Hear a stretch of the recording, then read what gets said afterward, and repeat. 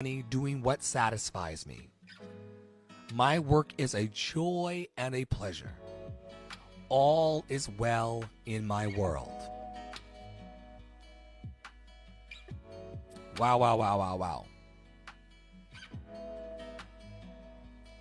Wow, wow, wow, wow. My favorite part of this one is there are people out there who are always looking for my services. Sometimes for social entrepreneurial people like myself, and for healers in the world, we're not so, we're not really into this capitalism thing.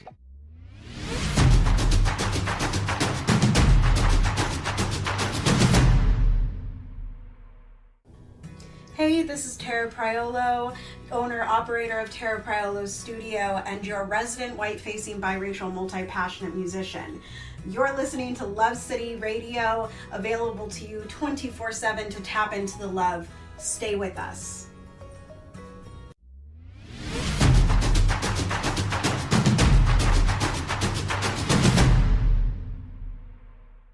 We're not really into this rat race. We're not into this struggle bus mentality that adults have. Pass me by with all that bullshit. Some of us just want to be here and be at peace and be in love and for love. But when you're working in a loving space, sometimes you can get discouraged because it's not the popular thing. People would rather watch those folks fight in the Golden Corral the day before yesterday. Look it up. They were fighting over steak in the Golden Corral. So yeah, people are drawn to that kind of negativity and that vibration.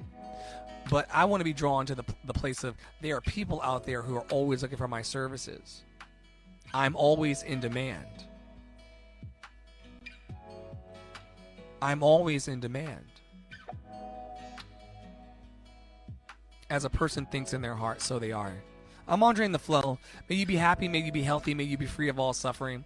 May you be happy, may you be healthy, may you be free of all suffering. May you be happy, may you be healthy, may you be free of all suffering.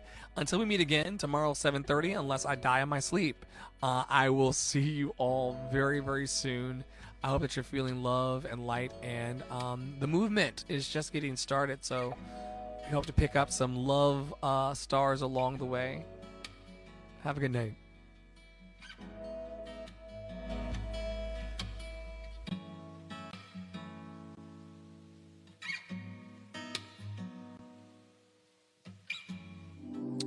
All right, here we go. Do you like community vibe check?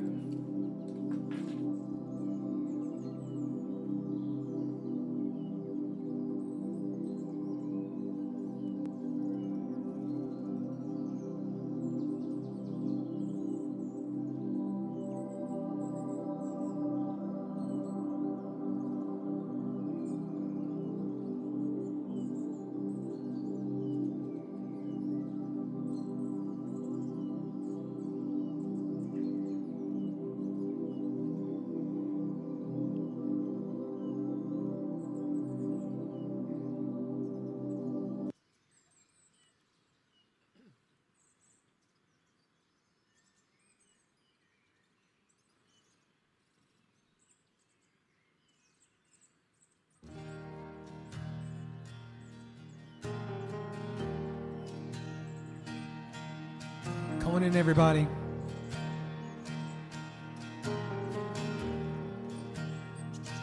I love you, Lord, for your mercy never fails me. All my days I've been held in your hands.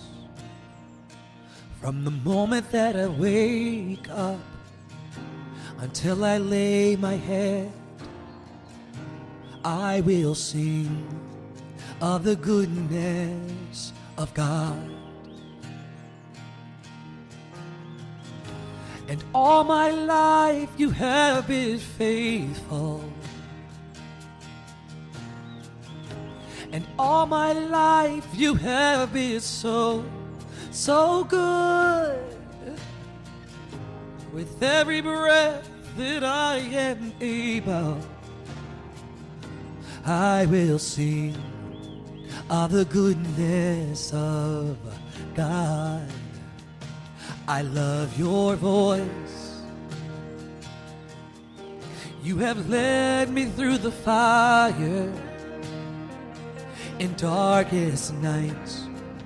You are close like no other. I've known you as a father. I've known you as a friend. For I have lived in the goodness of God. Oh yeah. And all my life you have been faithful. And all my life you have been so good. With every breath that I am able, oh, I will sing of the goodness of God. Oh yeah. Your goodness is running after me. Your goodness is running after me. With my life laid down, I surrender now. I give you everything. Your goodness is running after me. Sing it out. Your goodness is running after me. Your goodness is running after me. With my life laid down, I surrender now. I give you everything. Your goodness is running after me. Oh yeah. Come on in. Campfire in the cloud. And all my life you have been faithful. And all my life you have been so good. With every breath that I am able, I will sing of the goodness of God.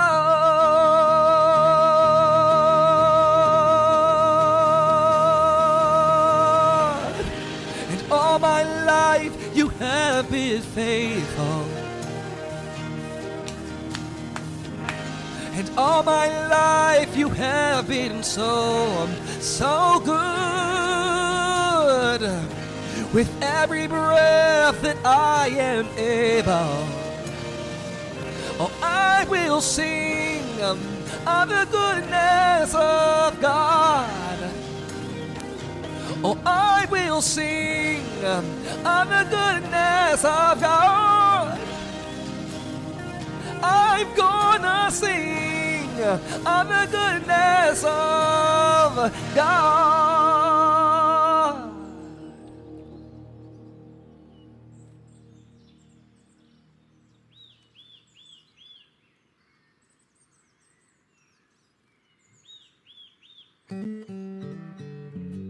Come on in, Campfire in the Cloud. We're about to start daily community vibe check.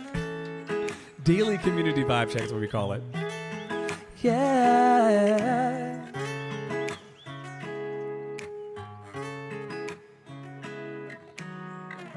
I come home in the morning light.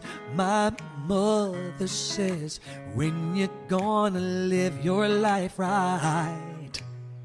Oh, mama dear, we're not the fortunate ones. And girls, they wanna have fun. Oh, girls, they wanna have fun. Come on in. Daily Community Vibe Check coming up next. Andre's Love Cafe.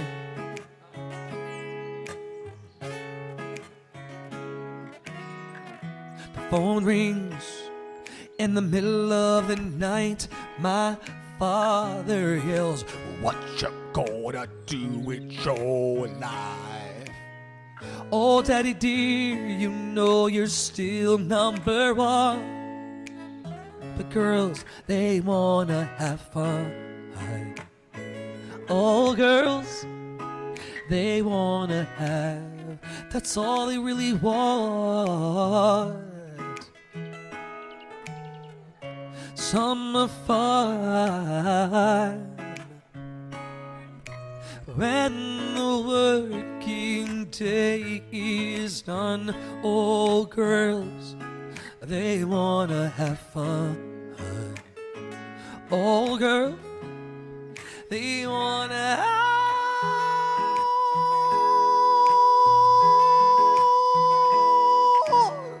that's all they really want. When the working day is done, all girls, they wanna have fun. Some boys take a beautiful girl and hide her away from the rest of the world. I wanna be the one to walk in the sun, and girls, they wanna have fun. All girls, they wanna have, that's all they really want. Some fun. When the working day is done, all girls, they wanna have. You gonna help me tonight? You gonna help me with your part? All girls, gonna help me tonight? They want, come on, Franklin. Girls, they wanna sing, Franklin. They wanna have fun. Girls, sing, Franklin. I hear you, Franklin, here we go. They just wanna have fun. And girls just wanna have fun.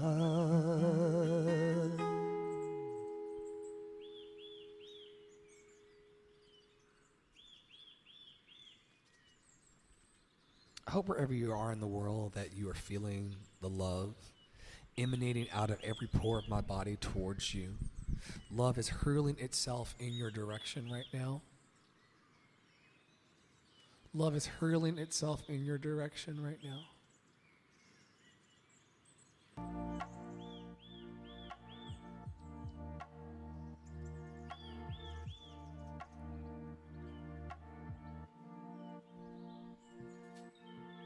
Love is hurling itself in our direction. Hurling herself, lunging at us. Love is. Are we present to love as it lunges towards us? Love is always trying to make a direct connect. That's why every night I say this. I fix my eyes on the mountain of love. I fix my eyes on the mountain of love. Love is the only thing that can fix it. Love is the only thing that can fix it. I don't mind coming in here and talking to myself on some of the platforms because love is still the only thing that can fix it. I feel like that street preacher that instead of saying Jesus is coming soon, I'm saying love is the only thing that can fix this.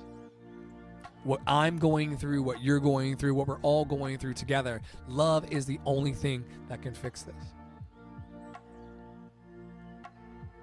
So we gather intentionally every night for about 20 minutes, anywhere between 20 minutes and 3 hours. No, I'm joking. Sometimes these two, depending on my tangents, I'm Andre in the Flow if you've never met before. I am the Chief Love Officer over on the Love City Arts E properties. There's a bunch of things happening over there. You're sitting in Andre's Love Cafe right now.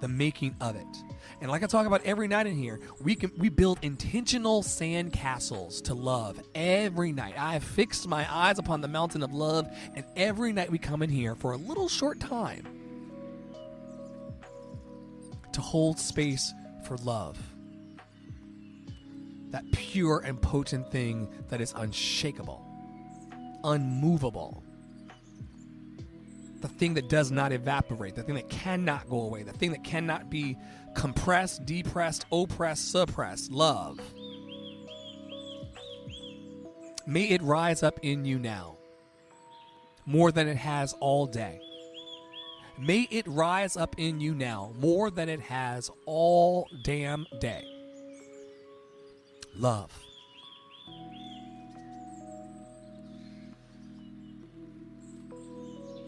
I'm looking for the Mark Nepo cards in the studio because I'd like to read one tonight. Kind of ground our time together. If you don't know where you are and what you stepped into because you showed up late, because I showed up late, so I know you showed up late, you're in the Campfire in the Cloud.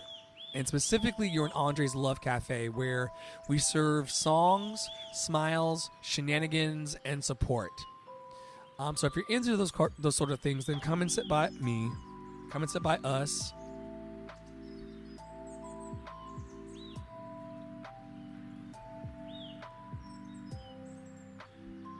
Eureka!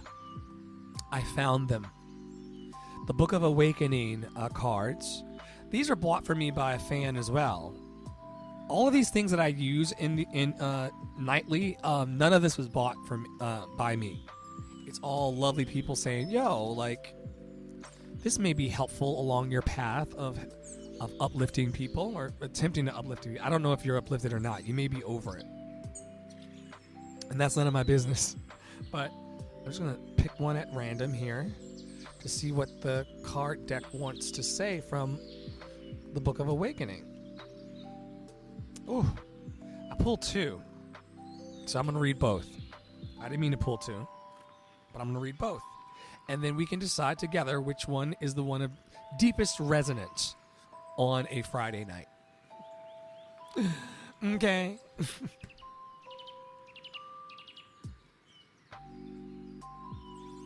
The first one that was on top was ask what you need to know. And on the back it says, grateful and awake, ask what you need to know now. Say what you feel now. Love what you love now. Ooh.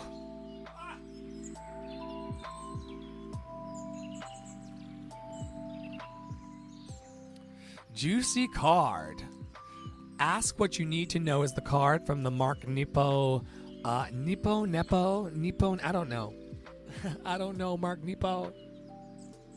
The Book of Awakening inspirational card deck. Very general. I don't have anything to sell you on in the spiritual department other than love. Ask what you need to know is the card. Grateful and awake. Ask what you need to know now. Say what you feel now.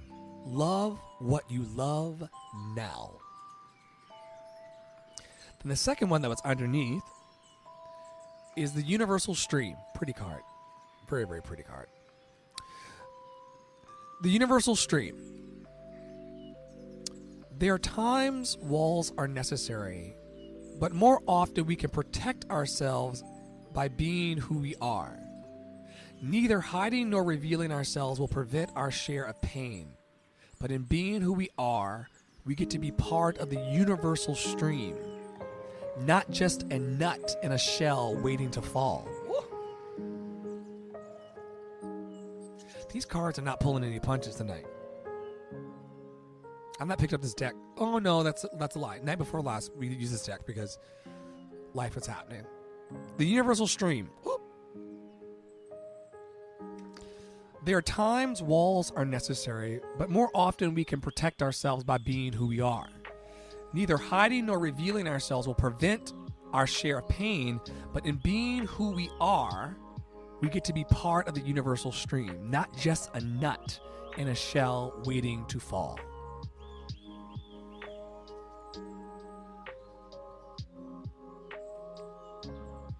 Here's to being who you are tonight. Happy Friday, February the 4th, 2022. It is now, and the time of recording this, 18 minutes past the top of the hour for all of the live listeners and watchers. We do get a few hundred live watchers and viewers nightly. And so shout out to everybody who's come under the encouragement, equipment, and empowerment umbrella of Love City Arts through Andre's Love Cafe. Always a pleasure seeing you in this universal stream of life. I think tonight I'm just going to do a quick passage from You Can Heal Your Life, which is the book that I am taking my community through. This is my community here, Andre's Love Cafe. It's part of Love City Arts eProperties. And every night we've been going so far through this year, through You Can Heal Your Life, more than 30 million copies sold, an international bestseller by Louise L. Hay. You Can Heal Your Life. Let me read the back. I never do this. I never do this part, but I'll do it. This is what Louise says about this book. She says, I've written this book to share what I know with you, my readers. It incorporates portions of my little book, Heal Your Body, which has become widely accepted as an authoritative work on the mental patterns that create diseases, she breaks it apart, diseases in the body. If you do the exercises and You Can Heal Your Life progressively as they appear, by the time you finish, you will have begun to change your life. I suggest you read through the book once and then slowly read it again, but this time do each exercise in depth. If you can, work through the exercises with a friend or family member. Know that when you work with these ideas, my loving support is with you. This book has personally really changed my life. I don't get a commission for boosting this book, but I'll read one of the affirmations that we read every night in here. I think we read this one last night. Wait, did we? Or was it the night before last? Wait, is that the one?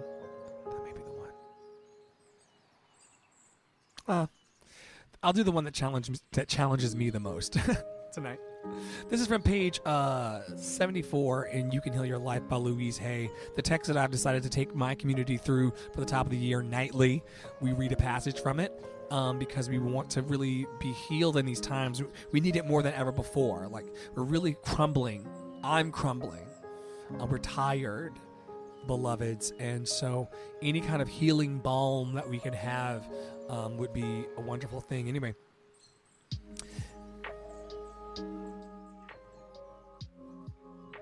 In the infinity of life where I am, all is perfect, whole, and complete. Change is the natural law of life. I welcome change. I'm willing to change. I choose to change my thinking. I choose to change the words I use. I move from the old to the new with ease and with joy. It is easier for me to forgive than I thought. Forgiving makes me feel free and light. It is with joy that I learn to love myself more and more. The more resentment I release, the more love I have to express. Changing my thoughts makes me feel good. I'm learning to choose to make today a pleasure to experience. All is well in my world. Oh. In the infinity of life where I am, all is perfect, whole, and complete. Change is the natural law of my life. I welcome change. I welcome change. I am willing to change. I am willing to change. I am willing to change. I'm willing to change. I'm willing to change. I choose to change my thinking. I choose to change the words I use. I move from the old to the new with ease and with joy. It is easier for me to forgive than I thought. Forgiving makes me feel free and light. It is with joy that I learn to love myself more and more. The more resentment I release, the more love I have to express. Changing my thoughts makes me feel good. Changing my thoughts makes me feel good. Changing my thoughts makes me feel good. Changing my thoughts makes me feel good.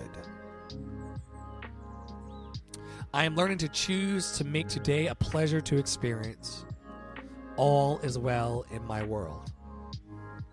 All is well in my world. All is well in my world. Would you just affirm that with me tonight? All is well in my world. All is well in my world. All is well in my world. This is not a convincing. This is not a convincing. This is an acknowledgement an acknowledgement, all is well in my world. I need not carry fear. I need not hold on to pain. I need not move in anger. I need not live in anger. We recognize that all of life is a movement towards our wholeness. All of life is just pulling us closer and closer to being a whole and complete, beautiful ray of a human being shining in this galaxy. Do you know we're spinning at like thousands of miles per hour in this motherfucker? Right now. And gravity is the only thing keeping us from spinning off into space. The majesty of the ray of light that is your life.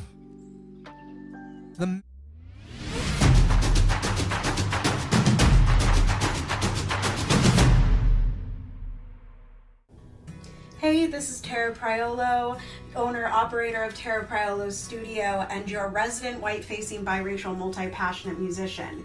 You're listening to Love City Radio, available to you 24/7 to tap into the love. Stay with us.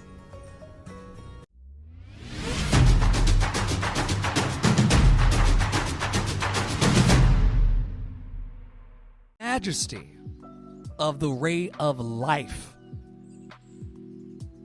that is your light.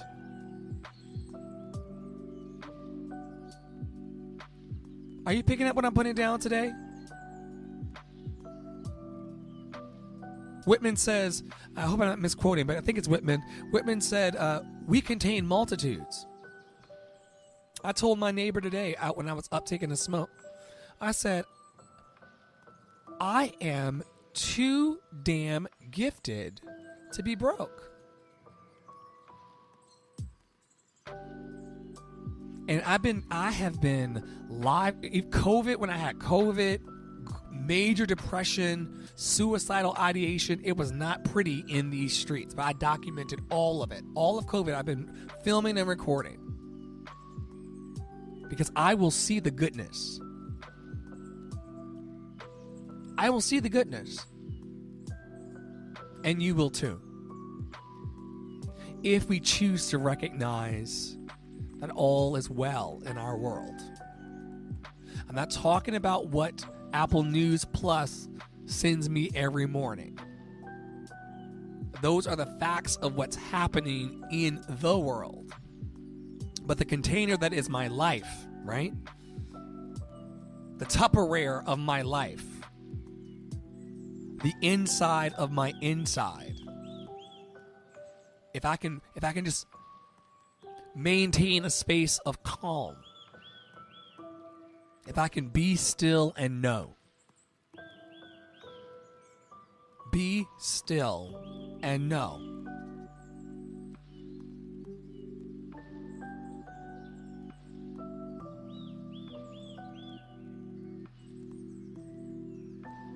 What do you want me to know?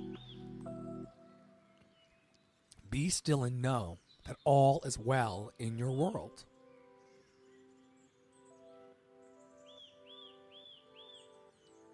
That when you look back, and they say hindsight's 20/20, but when you look back over the arc of your life, you can see how everything kind of fell into place the way it did. It's very logical. You know, this isn't a mystery, this thing called life. There are logical reasons why we've landed in the lives we have. Our thoughts have created everything that we see around us. Our thoughts.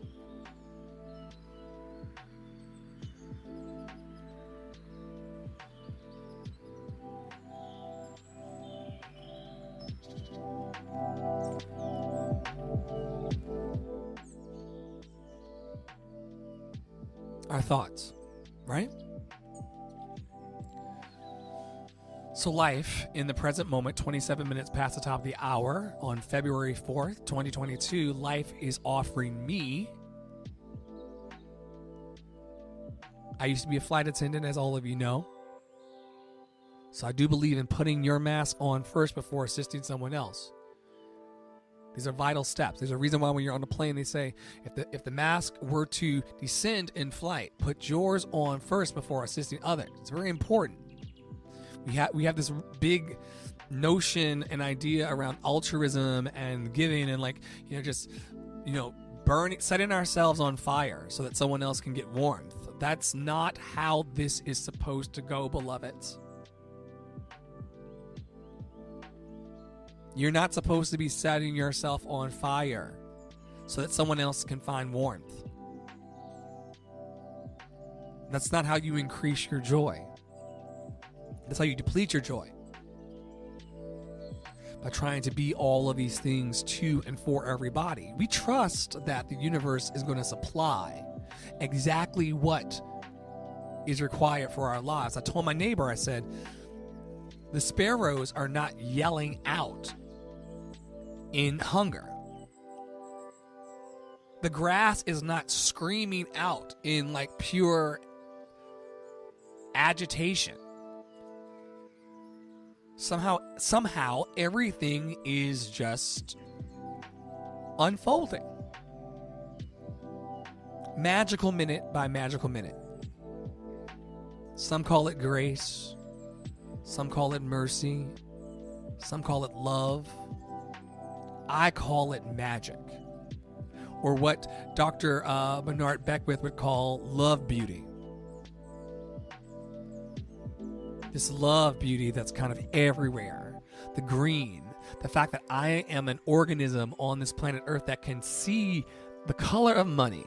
Money, money, money. Money, money, money. Money, money, money. Money, money coming towards me from the north, south, left, and right.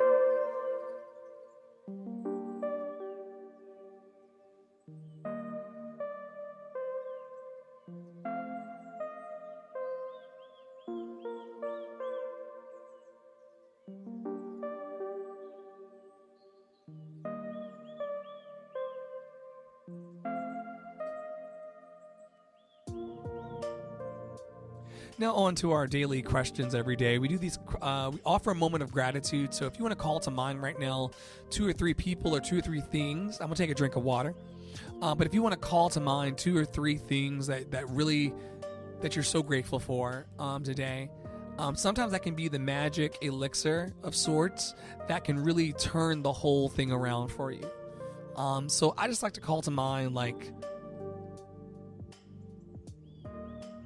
my license is about to expire on next Tuesday, Monday or Tuesday. One of those days my license is going to expire. And there's all these new enhanced features and Real ID and just a bunch of things that you have to jump through. And I don't have all the pieces necessarily that I would like to have in place. And I'm grateful that I just breathe a sigh of surrender. It's just going to work itself out. And then I went up to go check the mail, and in the mail was the exact piece of the certification that I need to take care of the ID next week. So I'm grateful for that. I'm grateful for a very chill and relaxing day. I needed it.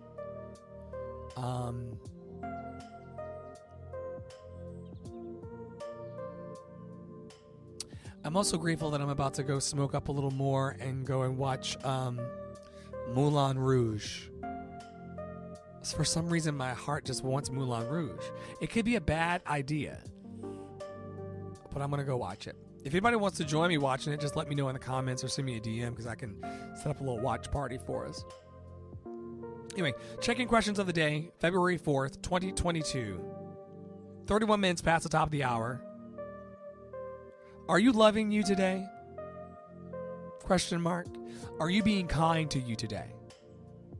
Are you aligning yourself the best you can with your dreams and goals? Are you in the arena of your life, shining light and love everywhere? Or are you playing small, hard to get with life? Don't play the game hard to get with life because life is going to win. There's only one way out of this one. And we're all going in the same direction. So don't play hard to get with your life. Your life has meaning. Your life has value. Your life has purpose. Don't play these kind of games. Oh, yeah. Don't play yourself small. Oh, I'm just so, I couldn't possibly let my light out. I couldn't possibly let people see. I can't dance out here on the porch. What will they think?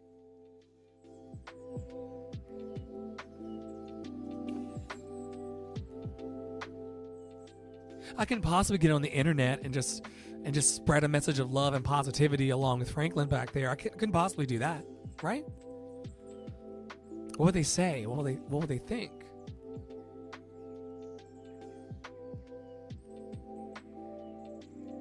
Ever increasing love. Ever increasing love. Ever increasing love. For one to another. I personally, we talk about this every night in here. I personally believe that success is when you live a life that's according to your high core values. When you're living according to the values of your best self, when you're looking yourself in the mirror and you're seeing someone that you can be proud of, or someone who's working towards growing themselves to become a better, more loving, more caring, more compassionate, more giving, more full human. If you're doing those things, kudos to you. Kudos to you. You're not going to leave here trapped inside yourself.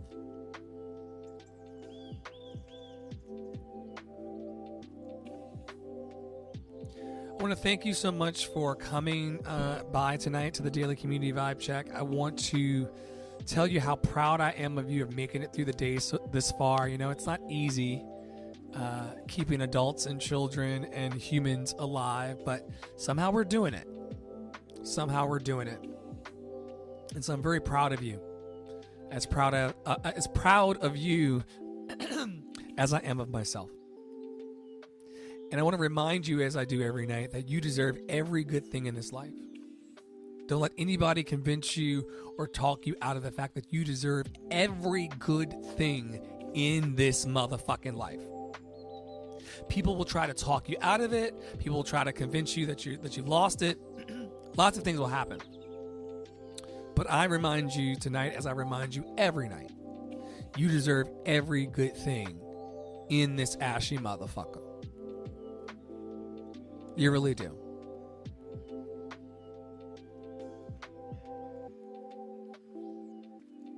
Thank you to the partners and the donors and the sponsors who've gone over to buy me a coffee or any of the other platforms on the online tip jar and poured into my life. You give me, what is it? You raise me up so I can stand on mountains. And that mountain's called love. And so I'm so grateful. If you want to be here, you don't have to give me a dime. If you want to be here, you don't have to give me a dime because I'm here every night for free. I'm in your email box for those of you who signed up for the e-blast on andrestith.net or campfireinthecloud.com, campfireinthecloud.com, campfireinthecloud.com. All of these things are free resources to try to help us make it through one to another. Another free thing that we have is this ever-evolving Love Lounge and Portal. It's on an app called Telegram. It's for free, and we check in with each other daily as a small little group. It's going to grow to thousands of people in there, but for now, it's small, and it's great. And if you want to come into that fold, you can DM me on Reddit or any of the other platforms, and I'll send you what you need.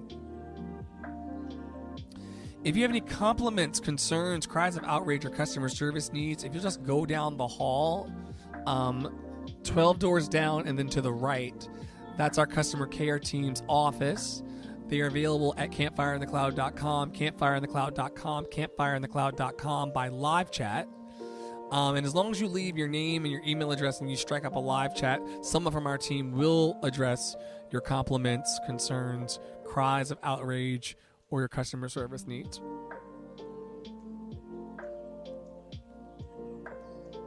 All right, I think that's about that. I'm Andre in the Flow. I've got this fire in my heart for this awakening that needs to happen as it relates to love and joyful expansion and expression. I believe that humans and adults more than ever before need to just come out of our shell and just let our light out. Because the world desperately needs it. They don't need me putting down my microphone and never singing again. They don't need me turning off all these things because I've got 1 viewer or 2 viewers or 3 viewers and never doing it again. The world needs the amplification of love and its message. There's a drought as it relates to love. And so I want to be a small, teensy weensy piece in pouring love back into the earth. And pouring love back into people. Honoring my boundaries. And honoring my respect for myself. And honoring my dignity. And pouring love back into the earth. And pouring love back into people. True mission with a capital M. I'm Andre in the Flow. It's been really, really good to see you. As always, we're promoting love and positivity here. Nothing more, nothing less. If you want this kind of vibe 24/7, there's a Twitch and Clubhouse stream that's going. It's available to you. Follow me on Twitch. I would love to get those numbers up. It's available 24/7 thanks to our donors who pay me through Buy Me a Coffee.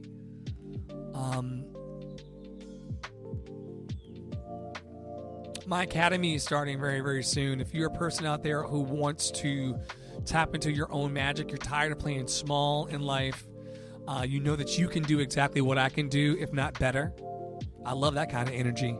If you're out there right now and you believe in your heart of hearts that you can do what I do better than what I can do, I will teach you everything I know to get you here so you can keep going. The new academy is coming online this weekend. I would love to work with you. Tons of people for years have been asking me to coach their kids in acting and coach their kids in singing and speaking and performance. Some people are really, really shy to talk in front of people on Zoom calls. Some people are even shy to talk about in front of people in real life. Like, how are you going to be, how are you going to get that star on the Hollywood Walk of Fame if you can't talk to somebody on a Zoom call? We can work through that with our academy. We can work through that as a group. We can work through that one-on-one. We can make sure that you have the full confidence, the full measure of confidence to do what I do. I don't feel any type of way about sitting here right now and being myself. Not a damn way. Authentically me. Phenomenal woman. Phenomenally. Like that kind of energy. And if you want to tap into that, some of you don't like looking at yourselves in the mirror in the morning. Some of you don't like being on Zoom calls. How are you going to sing for the world and connect with all of the wonderful lights out there? Love, love, love, love, love, love, love, love, love, love, love, love, love. How are you going to connect with people out there in the world if you're fearful inside? Don't do that. Choose love. Choose love. Get out of your own way. Get yourself unstuck. Contact me and my team. We'll bring you on in and try to figure out how to lift you in the world so you can be a blessing and encouragement to other people. Oh, I don't have the money. We'll figure it out. Oh, I don't have the time. We'll figure it out. You don't want to die with the juice stuck inside you. I love what I do. I love how I show up in the world. And I want you to have the same exact thing. Campfireinthecloud.com, campfireinthecloud.com, campfireinthecloud.com. I'm Andre in the Flow, Chief Love Officer, operator, producer, whatever, of the Love City Arts eProperties. I hope to see you tomorrow on tomorrow's Daily Community Vibe Check. If you want to tap into the Twitch stream or the Clubhouse stream, those are available to you with past interviews, songs sung by beloveds, and so much more. Coming soon, I should tease this now. Coming soon to the Love City Arts e-properties, probably in Andre's Love Cafe, is our adult spelling bee. If you are a person who loves spelling and having fun, you love a little adventure in your adult life, you're not an over 30 frowning person that just has given up on life. If you want to spell for us, we're taking the first 250 free entrants. We're not charging for this. This is just because, if I'm in the campfire in the cloud and I'm the camp counselor, then I get to do whatever I want.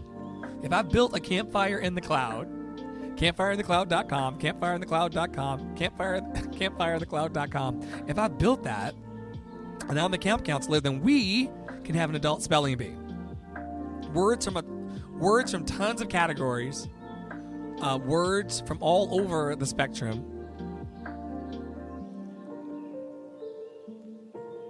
And did I say that there's cash and prizes? Okay. But I'm not going to even launch the spelling bee until we have 250 people signed up. And they have to be verifiable people by Instagram. We're not doing the Russian bots. They're up and down my streams all day, every day. The Russian bots. We're not doing that. Watch, I'm gonna check the chat. I bet that's one.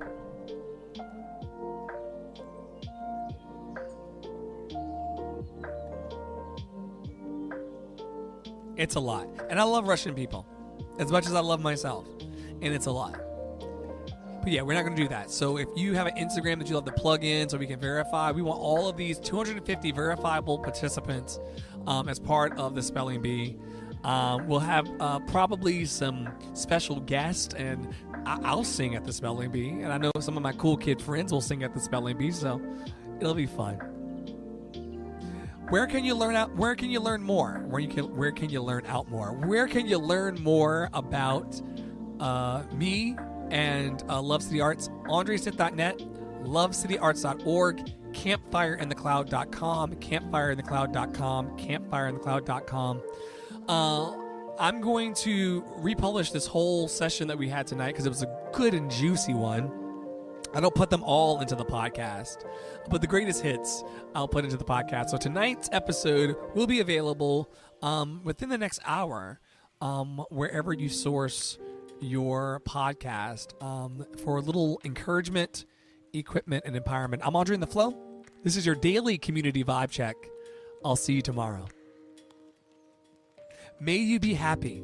May you be healthy. May you be free of all suffering. May you be happy. May you be healthy. May you be free of all suffering. May you be happy. May you be healthy. May you be free of all suffering. Have a great night.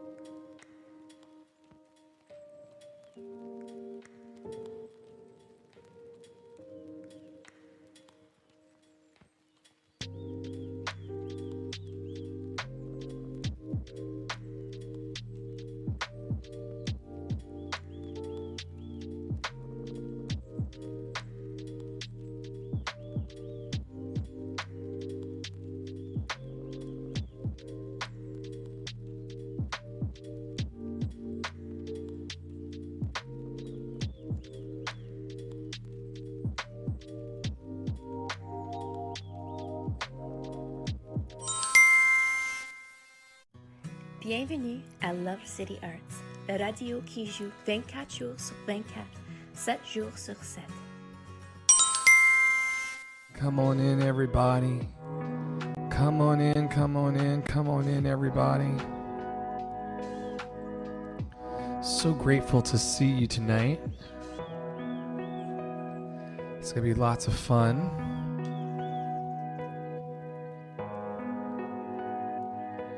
Yeah.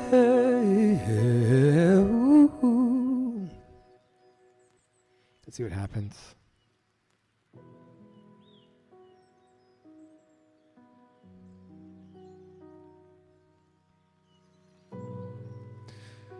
Daily community vibe check for the first day of February 2020.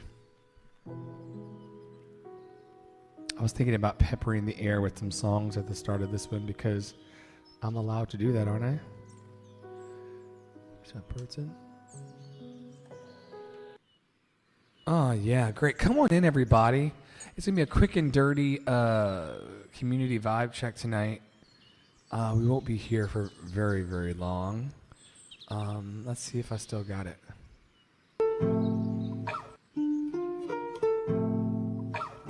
Check, check. Yeah.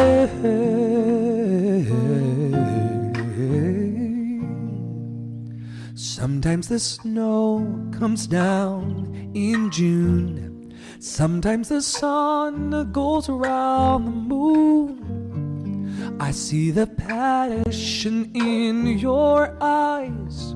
Sometimes it's all a big surprise. 'Cause there was a time when all I did was wish you'd tell me this was love. It's not the way I planned or how I planned, but somehow it's enough. And now we're standing face to face. Isn't this world a crazy place? Just when I thought our chance had passed, you go and save the best for last.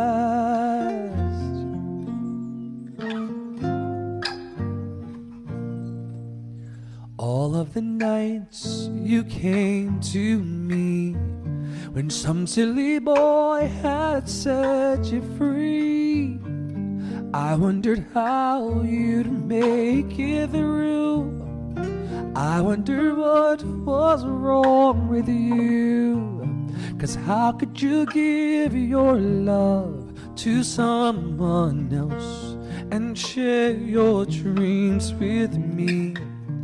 Sometimes the very thing you're looking for is the one thing you can't see. And now we're standing face to face. Isn't this world a crazy place? Just when I thought our chance had passed, you go and save the best for last.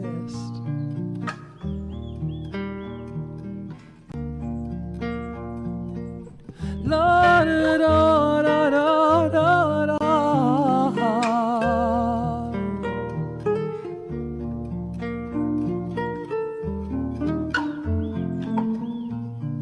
Sometimes the very thing you're looking for is the one thing you can't see.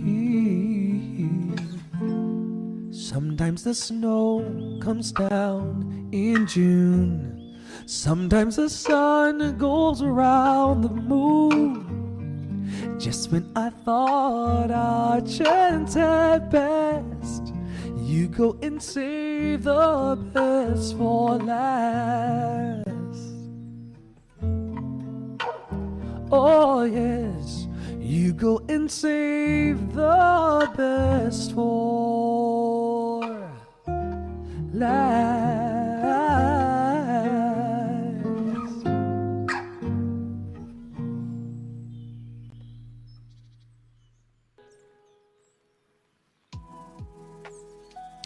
Hey everybody, welcome to another edition of Community Vibe Check. I hope that you are doing well wherever you are. It's Tuesday, February 1st. I cannot believe that January flew by that quickly. It's kind of nuts when you think about it. We were just saying Happy New Year, and here we are in a whole new baby year. I'm doing my best to be gentle with myself in these times, and I'm doing my best to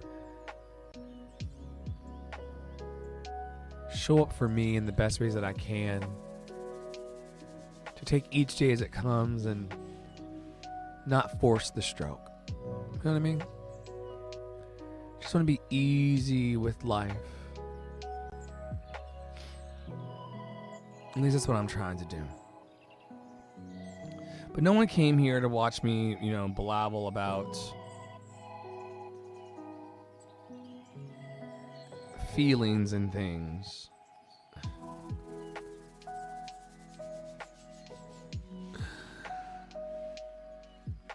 Let's jump right into today's e-blast. Today is February the 1st, the 22nd. Of course, I send these emails every day out to be a source of daily joyful expansion, to remind myself that each day holds some type of specialness. There's always an instant.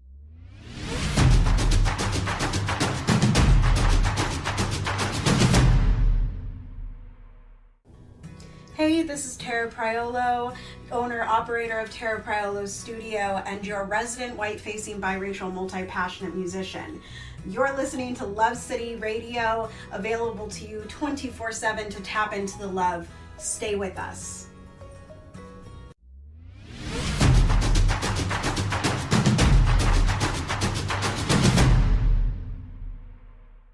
Message in every day. There's always something to think about to help our minds expand. And so I come here in that energy. Nothing more or nothing less. Just wanting to be a presence for peace in the world. Dear love, make me a presence for peace. Happy National Dark Chocolate Day to everybody out there who loves the good antioxidants that are part of dark chocolate. I heard that it's better for you, but I'm not exactly sure. But allegedly, it's better for you.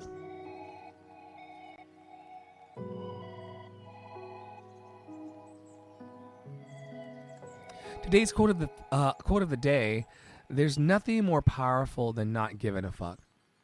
Amy Schumer. There's nothing more powerful than not giving a fuck. And that's a certain energy, that you have to kind of abide in. This space of, I'm going to do what I feel makes me happy. I'm going to do what lights me up. I'm going to do what makes me come alive. I'm going to do what sets my heart on fire.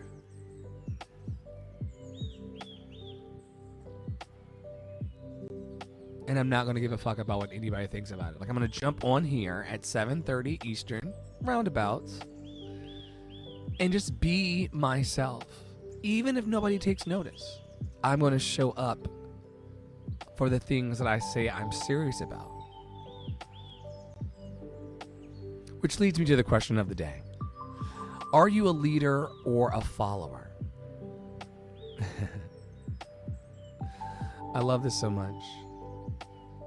Are you a leader or a follower? How do you know?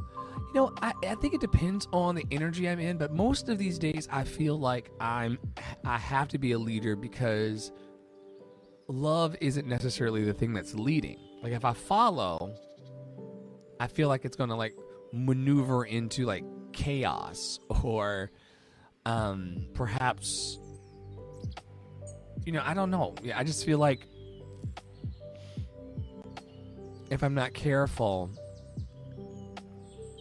if I follow too much, I will be following the influencers towards needing to pretend and protect and hide and defend myself against all of these norms in society about how we're supposed to be and behave. So if I follow, the question of the day, I'm taking it from the LCA E-Blast.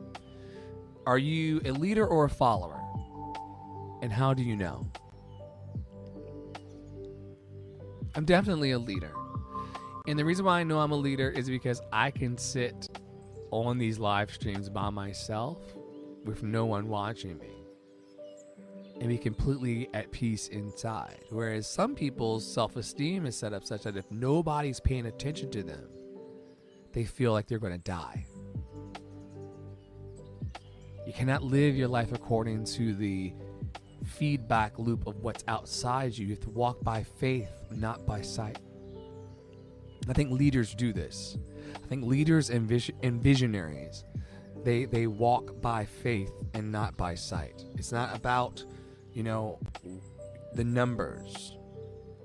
That's the lie. It's about getting what's inside of you outside, so that if for some reason I were to die in my sleep tonight, it's not going off the record. It's going on the record. He was a presence for love with receipts till the very end. And the work that I seek to do is to equip and encourage other people to do the same in their lives.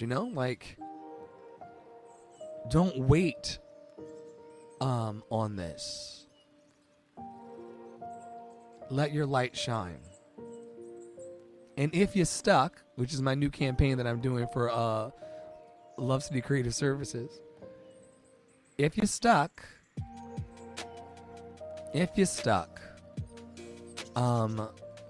reach out to us. We'll be a community to you to help you get unstuck.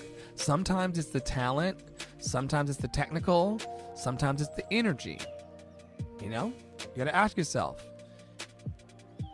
am I stuck because of the talent? Am I stuck because of the technical? Or am I stuck because of, the energy? How much I'm able to contain of my own brilliance. Some of us crumble in the presence of what's great about us. The moment someone tells us, oh, you can do that, the whole world starts to cave in. We got to come beyond that too. And we're going to do it. One subscriber and one watcher and one viewer at a time. I'm not really concerned about numbers. I'm concerned about being fully realized. I don't want to leave here with the juice of my life stuck inside. And if I do get hit by the bus tomorrow, you're going to see that I was sitting for brief periods every night. Like I'm not giving away hours of my life. Just for about 20 minutes or so. Here we are, being a presence for love. If you want to participate in our spelling bee, a little fun event for adults, then please sign up at campfireinthecloud.com. We would love to have you. Like I said before, if you're a person who's stuck in your energy, stuck in your talent, stuck in your technical, I would love to work with you to help you move beyond that. Do I have everything? Am I a perfect, example of this? No. But I do know what it's like to work with the talent and the technical and the energetic to try to make art real.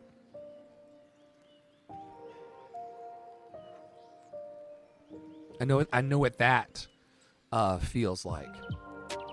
Because here I sit as living proof of someone reaching for their dreams. This is not for everybody. This is just for some people. And so if you're under the sound of my voice and you're feeling a little stuck in your energy, you made some New Year's resolutions, and you're like, I just need to get moving. Let's talk about how to get moving. And if you'd like to receive the LCA e-blast and have them come to your daily inbox, just sign up. campfireinthecloud.com. What's happening over here today?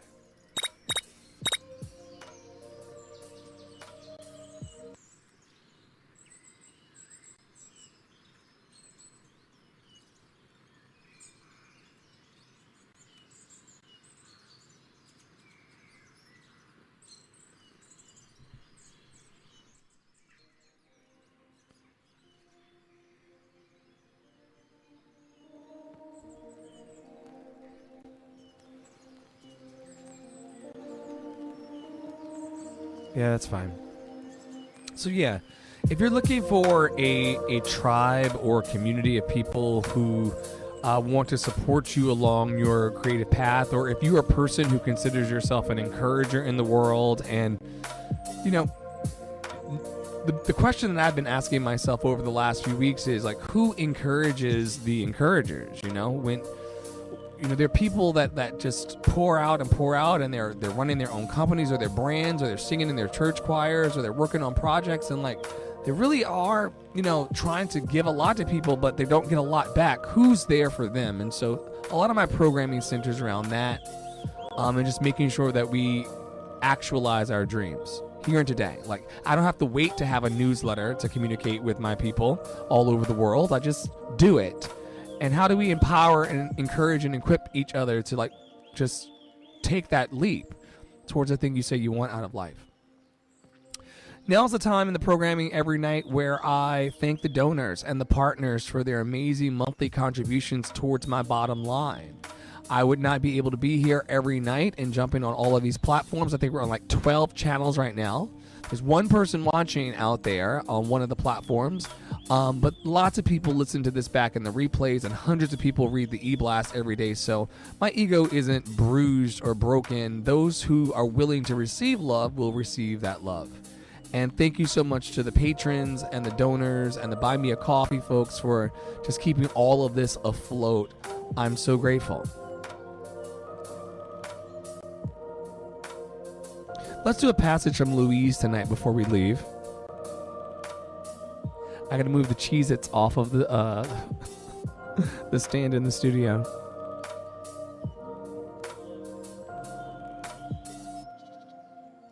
Let's do a little prosperity mantra, shall we? This is from the book that I'm taking my creative community through this year. It's called You Can Heal Your Life by Louise L. Hay. More than 30 million copies sold. Every night when I show up, I try, if I can remember, to read a passage from this book, because it's really, really juicy things that I wasn't taught as a kid. And I wasn't taught to, there was a bunch of, scripture and Jesus and religion, but actually using words as a source of power to like instill confidence in your heart, to make your dreams come true. No one was really talking about that. They certainly weren't saying it in the way that I'm saying it. Like, you want to have words circulating in your mind and in your heart that keeps you uplifted if you want to make your dreams come true. You can't make your dreams come true in low negative energy. So anyway, I'm happy to have found this book in my adult life, because it's really healed some corners of my life that were left, I wouldn't say left undone. That's weird. But I mean, it just healed, me along my growth path. Anyway, this is from page 122 of You Can Heal Your Life by Louise Hay. 30 million copies sold. I try to read a passage a night here in the Daily Community Vibe Check. So here's tonight's. In the infinity of life where I am, all is perfect, whole, and complete. I am one with the power that created me. I'm totally open and receptive to the abundant flow of prosperity that the universe offers. All my needs and desires are met before I even ask. I'm divinely guided and protected. I make choices that are beneficial for me. I rejoice in other successes, knowing that there is plenty for us all. I am constantly increasing my conscious awareness of abundance, and this reflects in a constantly increasing income. My good comes from everywhere and everyone. All is well in my world. There are two lightning bolt phrases in here that just every time I say them, I just feel like I feel a lightning bolt in the chest. The first one is, all my needs and desires are met before I even ask. That will preach. If you're listening to this live, or you're going to listen to it later in the podcast, let me tell you something. All my needs and desires are met before I even ask. That's an affirmation that you just want to keep just pulling closer and closer and closer. All my needs and desires are met before I even ask. Whoa. Yes. And the other one is, my good comes from everywhere and everyone. I like that one a lot too. My good comes from everywhere and everyone. Anyway, I'll read it one more time. The whole thing. In the infinity of life where I am, all is perfect, whole, and complete. I am one with the power that created me. I'm totally open and receptive to the abundant flow of prosperity that the universe gives or offers. All my needs and desires are met before I even ask. I'm divinely guided and protected. I make choices that are beneficial for me. I make choices that are beneficial for me. I make choices that are beneficial for me. I rejoice in other successes. I rejoice in other successes. I rejoice in other successes. I rejoice in other successes, knowing that there is plenty for us all. I am constantly increasing my conscious awareness. Sorry about that. I'm constantly increasing my conscious awareness of abundance, and this reflects in a constantly increasing income. My good comes from everywhere and everyone. All is well in my world. Do you see how your life could possibly turn around like a 180 degrees if you moved in the world believing that my... Bienvenue à Love City Arts, la radio qui joue 24 jours sur 24, 7 jours sur 7. Good comes from everywhere and everyone. My good comes from everywhere and everyone. This isn't a message for everybody. Some people, they're not into, all of this. This is a lot, right? This is a lot for some people. It's like, well, you mean I'm worthy? You mean I'm whole? You mean I'm complete? Oh, hi, I'm going to have to bring you up. I see you out there in Clubhouse. I love you and thank you for being here. I'm going to have to bring you up on one day when we're doing like an open stage situation. I'm just taping the podcast straight through. But so good to see you. Drop me a DM. I would love to add you to the conversation anytime and just broadcast it. We're on a live stream right now with the daily community vibe checks. I hope that you are vibing wherever you are. And I hope that you recognize as well, my friend, that, your good is coming from everywhere and everyone. You may not see it with your physical eyes, but how good does it feel inside right now to just recognize that my good comes from everywhere and everyone?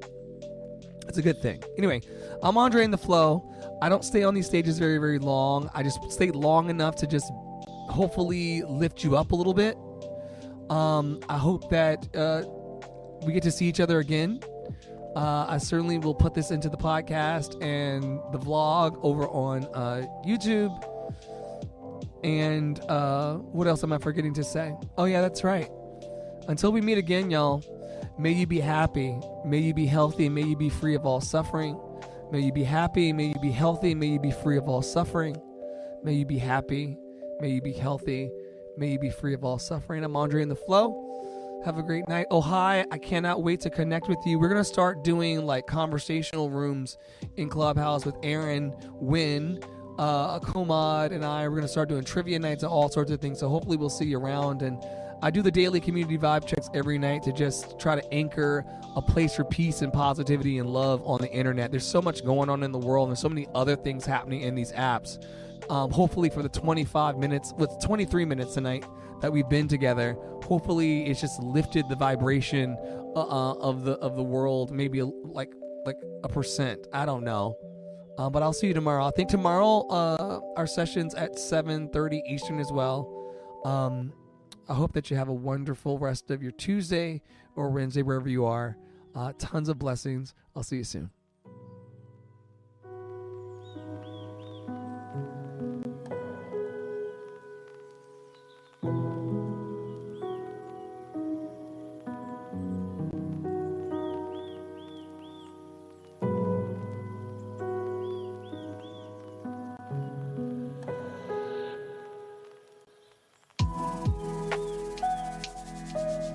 If you're not yet tapped into our community in the Campfire in the Cloud, just go on there. We have a Telegram group that we talk in 24/7 about love and stuff.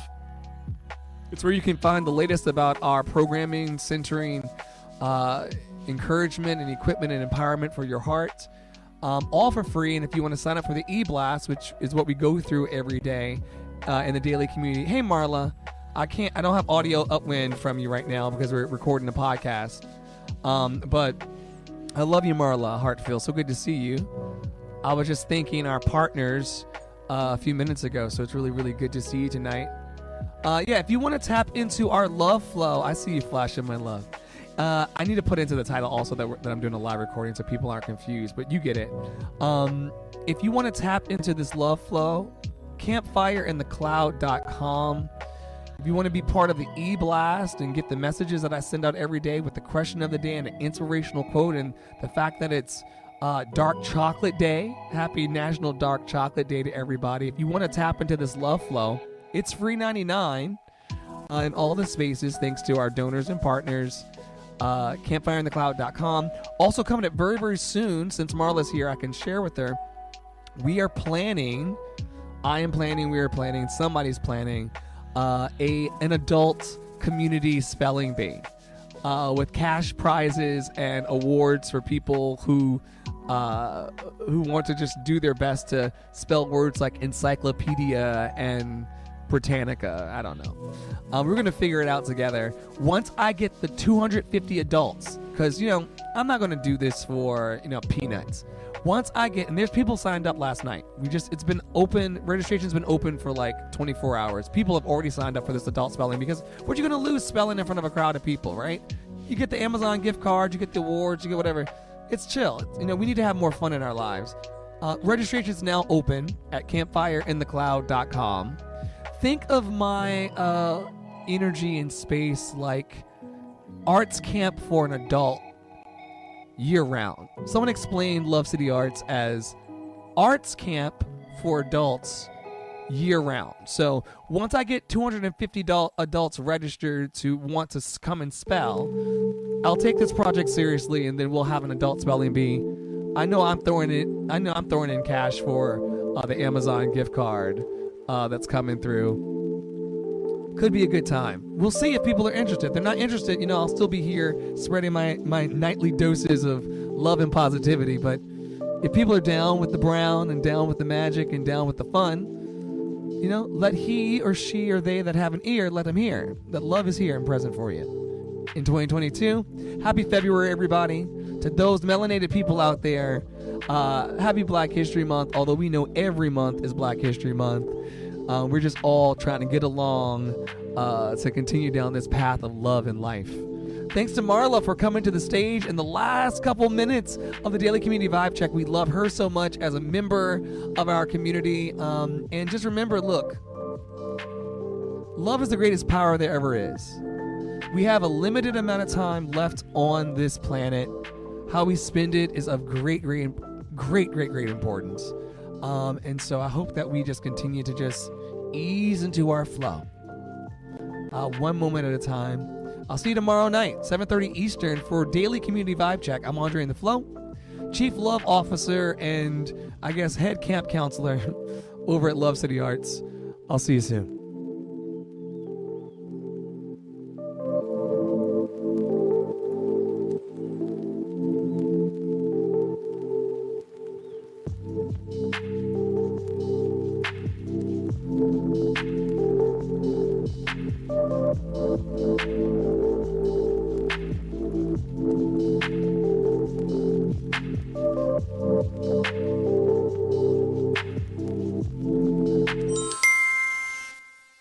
It's the top of the hour. This is Andre in the Flow, and you're listening to Love City Radio, 24/7, daily joyful expansion for your ears.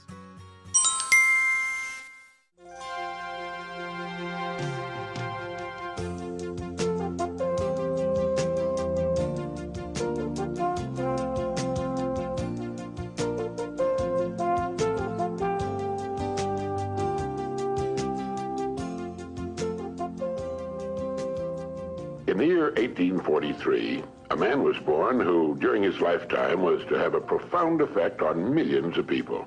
His name was Russell Herman Conwell. He became a lawyer, then a newspaper editor, and finally a clergyman. Well, one day, a group of boys came to Dr. Conwell at his church and asked him if he would be willing to instruct them in college courses. They wanted a college education, but lacked the money to pay for it. He told them that he'd do all he could, and as the boys left, a thought, an idea began to form in Dr. Conwell's mind. He asked himself, why couldn't there be a fine college for poor but deserving young men? Well, here was a great idea, and he went to work on it at once. Almost single-handedly, Dr. Conwell raised $7 million with which he founded one of the world's leading universities.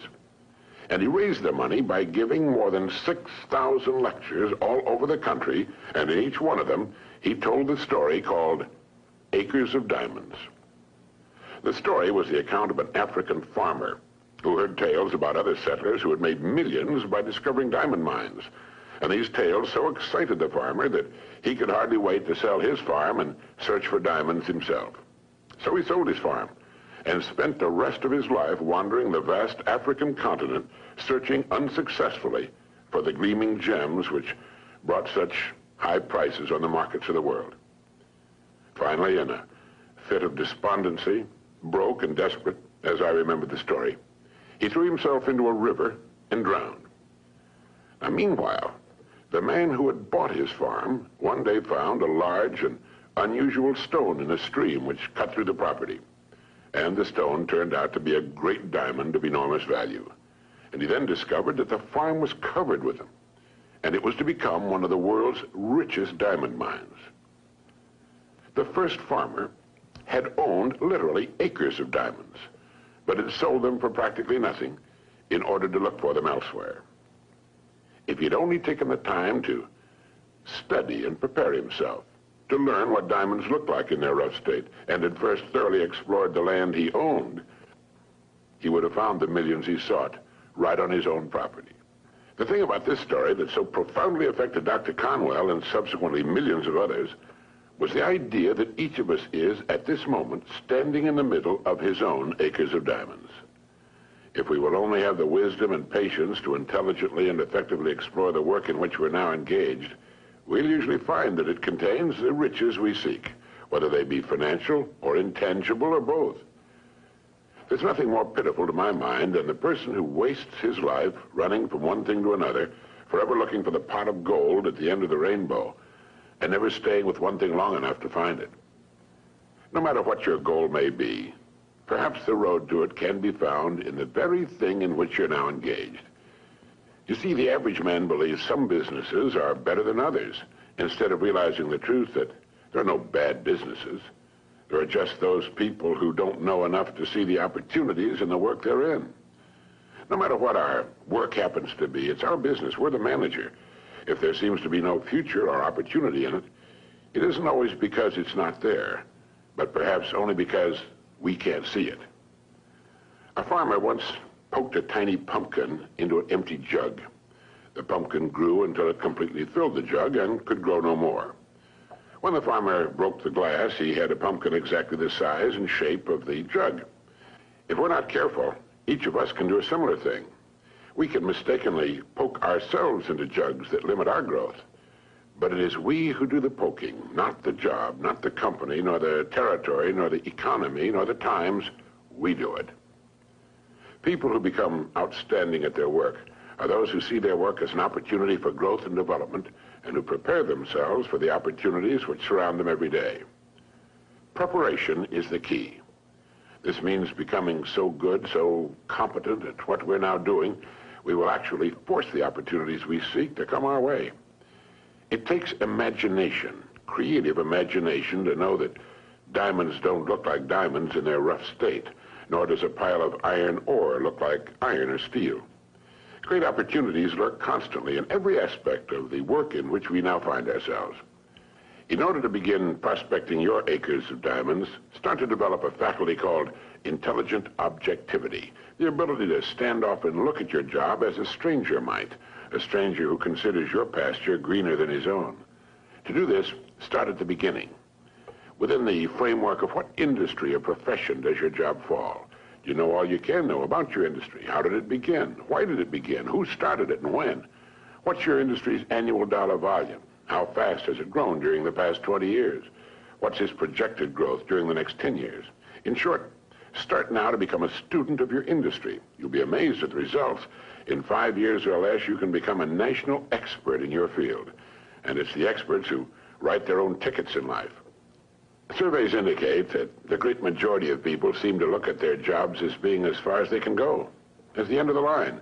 They need to realize how really desperately an expanding and dynamic industry needs and seeks the uncommon person who is prepared to share in its growth, how richly it will reward this person of vision and action.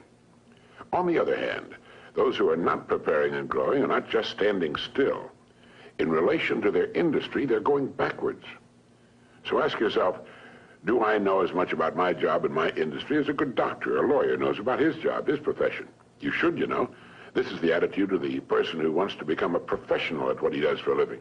It's far more fun, many times more rewarding and interesting, and the real pro can ride out occasional storms in the economic seas in a safe boat built of research and preparation. In order to become a professional in a world of amateurs, we need to study three important subjects. One, our company and the industry in which it operates. Two, our job and perhaps the next step upward in our career. And three, we need to study people, since successfully serving and getting along with people will determine.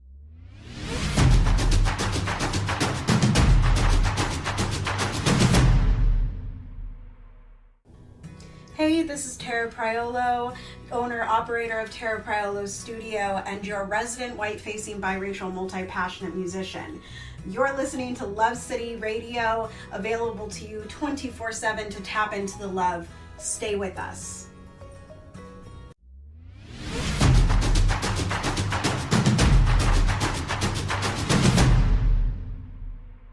Our success or failure.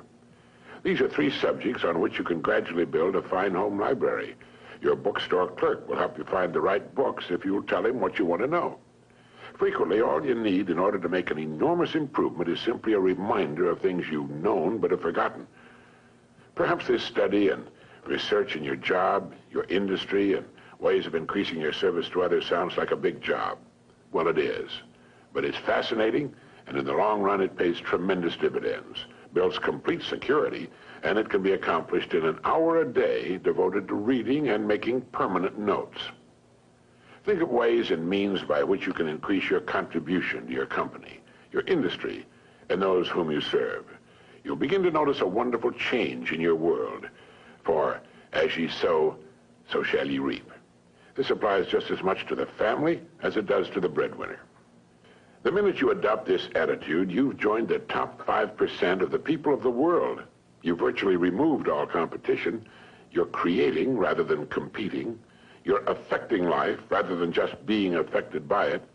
You're becoming a creator and a giver to life instead of just a receiver. By taking this attitude toward your work, your company, and industry, you're automatically taking care of two vital parts of successful living. First, you'll find yourself becoming more interested and enthusiastic about your work and its future, and both interest and enthusiasm are contagious. And second, you're building financial security which will last a lifetime. So keep this thought in mind as often as you can on and off the job. Somewhere in your present work, there lurks an opportunity which will bring you everything you could possibly want for yourself and your family.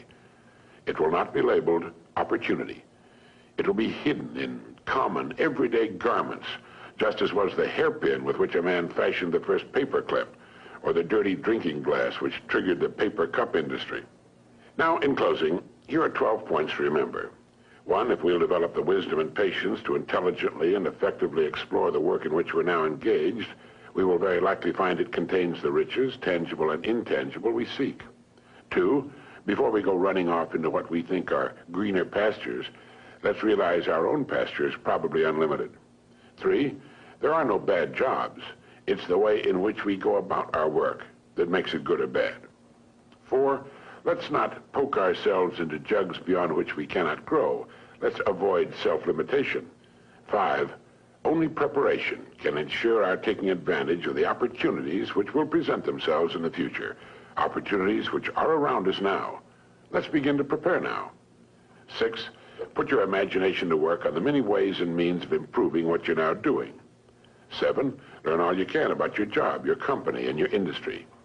Eight, since there's no limit to the growth of your industry, it must follow there's similarly no limit to your growth potential within that industry.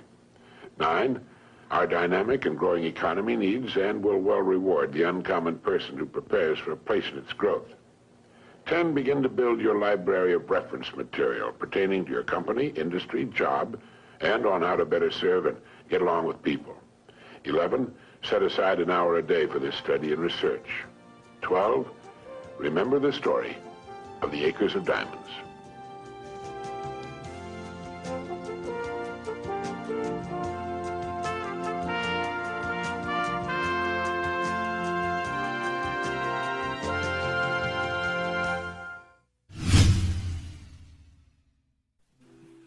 All right, welcome back, everybody, to week number 2 as we feature Carl J. Danielson, amazing musical theater writer of theater music on all major platforms, all major distributors. This man, who I love, has put amazing musical theater music out in the world, and I want you to know about it. We met years ago in the city, and I've been just so amazed by his magic this whole time. You want to hear more about him and how he got into this project? Go back to episode number 1 where we launch into this bookend to bookend, listen through theater music. We're about to move into track number 2, Let Me Hold Your Pens. Carl, what was the inspiration for this one? Well, this is a musical version of Charles Dickens' David Copperfield, but it's contemporized. All my projects take classic source material and bring them now. And each song in this, I think there's only one D. Copperfield song on the album, but it's all based on an actual line of Dickens. So the line is, "Let me hold your pens." It's the marriage that's starting to fall apart. This D. Copperfield song, the whole project was conceived with the idea that 5 actors play 14 roles, and they adapt the characters to whatever their background is. So if a certain person, say, Giselle Jimenez, she played Nessa Rose in Wicked, for instance, was the singer that Dan Weiner, our spectacular producer and percussionist and drummer, he knew her and thought she would be great for the song. And it didn't really start out this Latin. And I said, well, if that's her thing and she wants to go, you guys make this as Latin as you like. And so Dan also reached out to Manuel Manieco Ruiz, and he's playing all the trumpet parts. And she recorded the vocal on her phone. I've never met her. This is amazing. And how did this come into play? Did you just ask and she said yes? Yep. She's a friend of the producer Dan Weiner's. I know he's played a lot of Wicked, so he probably knows her from there. Amazing. All right, everybody, you heard the story. You heard how it all connected. We are featuring tonight, tomorrow, yesterday, depending on when you're listening to this on the podcast and the vlog, the music of Carl J. Danielson. The album, if you haven't listened to it yet, is Theater Music by Carl J. Danielson. And this is the second track, Let Me Hold Your Pens. Enjoy. Let me hold your pens and watch you create your magic. I need something to do with all those hours you spend thinking, dancing, writing. Can't you recommend a spot where I could sit and hold your pens? I won't say a word in the corner. I can touch your genius there. Watch you, hear you, drink you in. Just tell me where to stand on the side. Door I can hide. Come on, you dance around. Promise I won't make a sound. Yeah, I can write things down if that would help, so you don't forget a single thing. Can't we kiss and make amends? Let me hold your pens. Mama.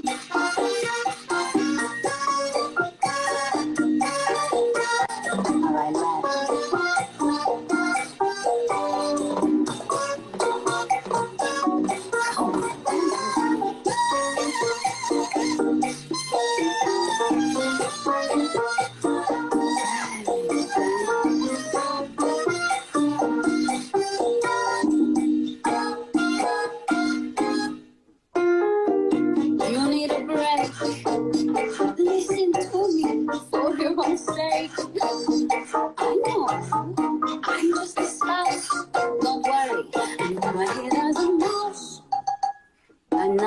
you're done. I can be your muse, and when you're stuck, give a love to swear, and you'll know exactly how the number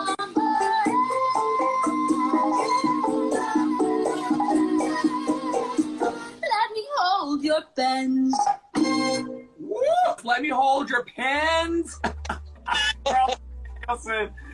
Second track on Theater Music by Carl J. Danielson. Where can people find out how to hear more of your music and how to reach out to you if they want to work with you and find you on the World Wide Web?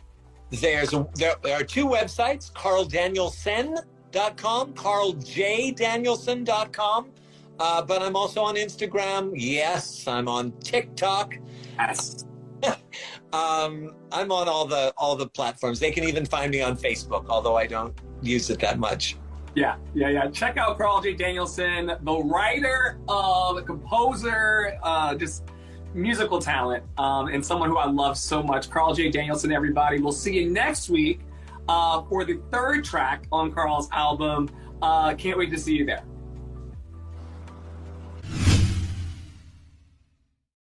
I'd like to tell you about the strangest secret in the world.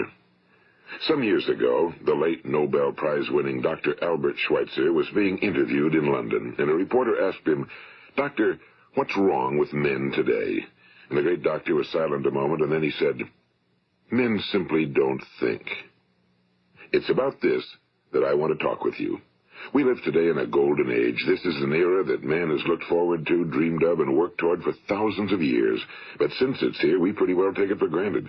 We in America are particularly fortunate to live in the richest land that ever existed on the face of the earth, a land of abundant opportunity for everyone. But do you know what happens? Well, let's take 100 men who start even at the age of 25. Do you have any idea what will happen to those men by the time they're 65?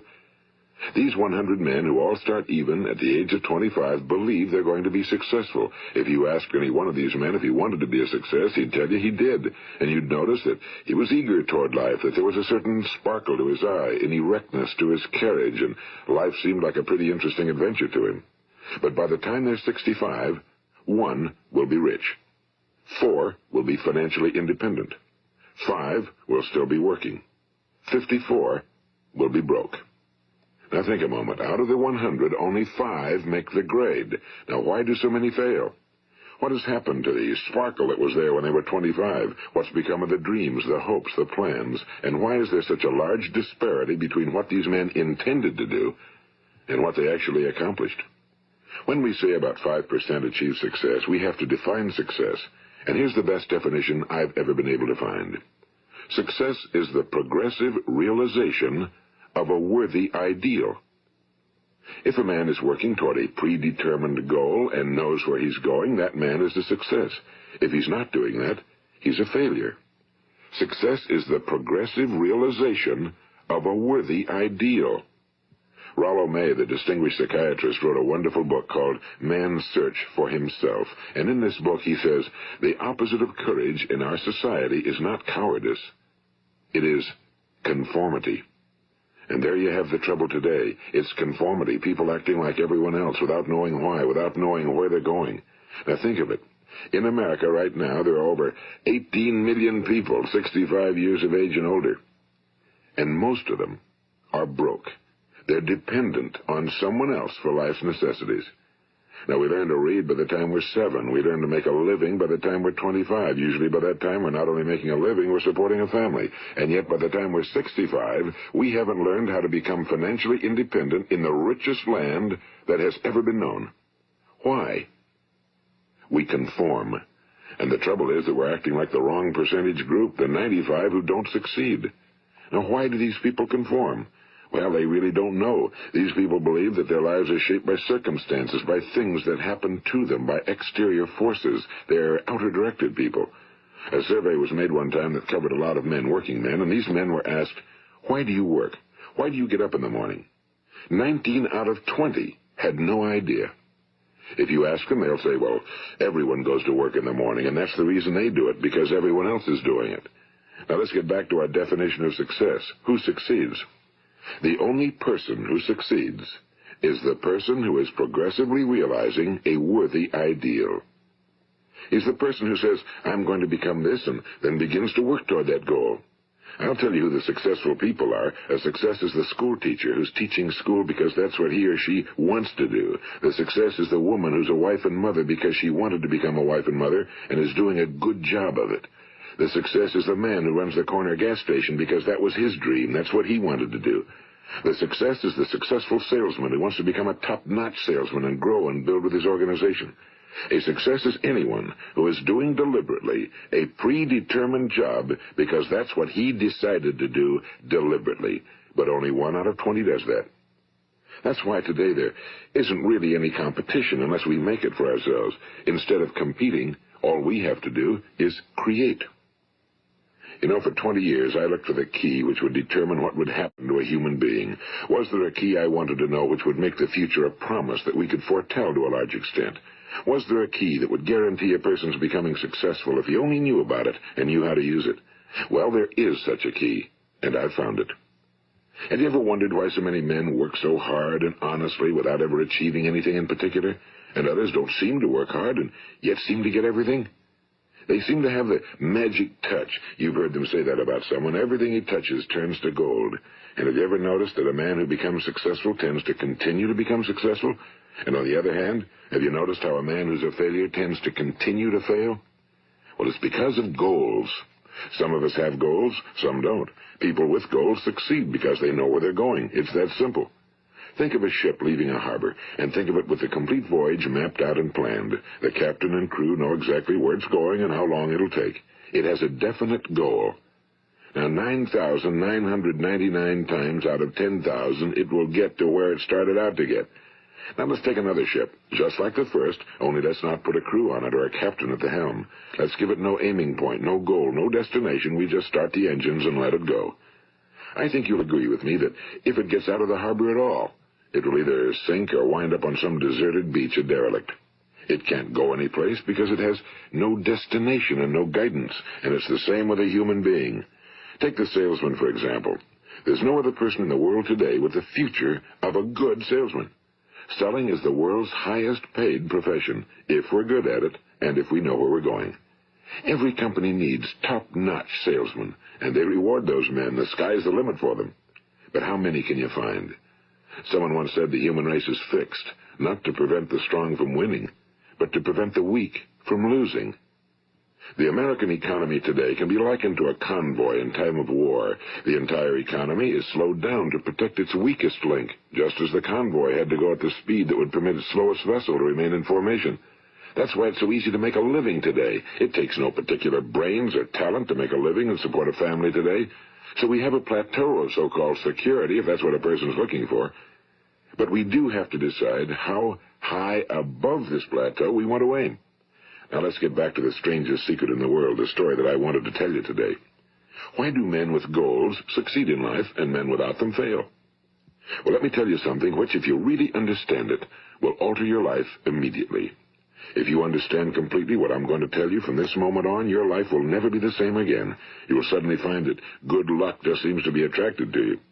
The things you want just seem to fall in line, and from now on you won't have the problems, the worries, the gnawing lump of anxiety that perhaps you've experienced before. Doubt, fear, well, they'll be things of the past. Here's the key to success and the key to failure. We become what we think about. Now let me say that again. We become what we think about. Throughout all history, the great wise men and teachers, philosophers and prophets have disagreed with one another on many different things. It's only on this one point that they are in complete and unanimous agreement. Listen to what Marcus Aurelius, the great Roman emperor, said. A man's life is what his thoughts make of it. Disraeli said this. Everything comes if a man will only wait.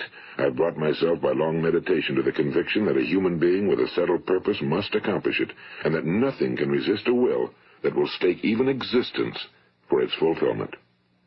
Ralph Waldo Emerson said this, a man is what he thinks about all day long. William James said, the greatest discovery of my generation is that human beings can alter their lives by altering their attitudes of mind. And he also said, we need only in cold blood act as if the thing in question were real, and it will become infallibly real by growing into such a connection with our life that it will become real.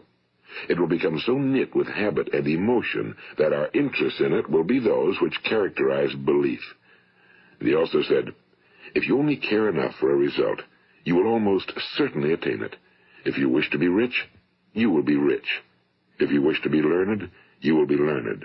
If you wish to be good, you will be good. Only you must then really wish these things, and wish them exclusively, and not wish at the same time 100 other incompatible things just as strongly.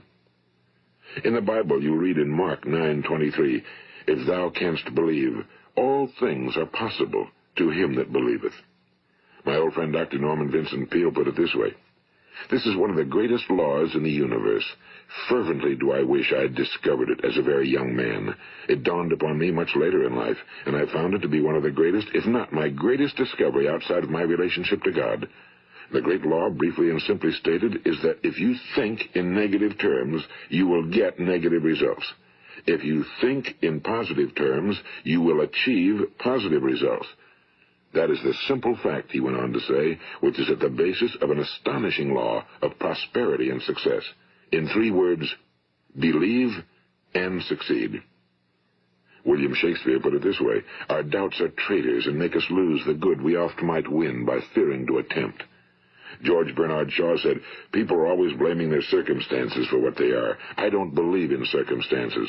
The people who get on in this world are the people who get up and look for the circumstances they want, and if they can't find them, make them. Well, it's pretty apparent, isn't it?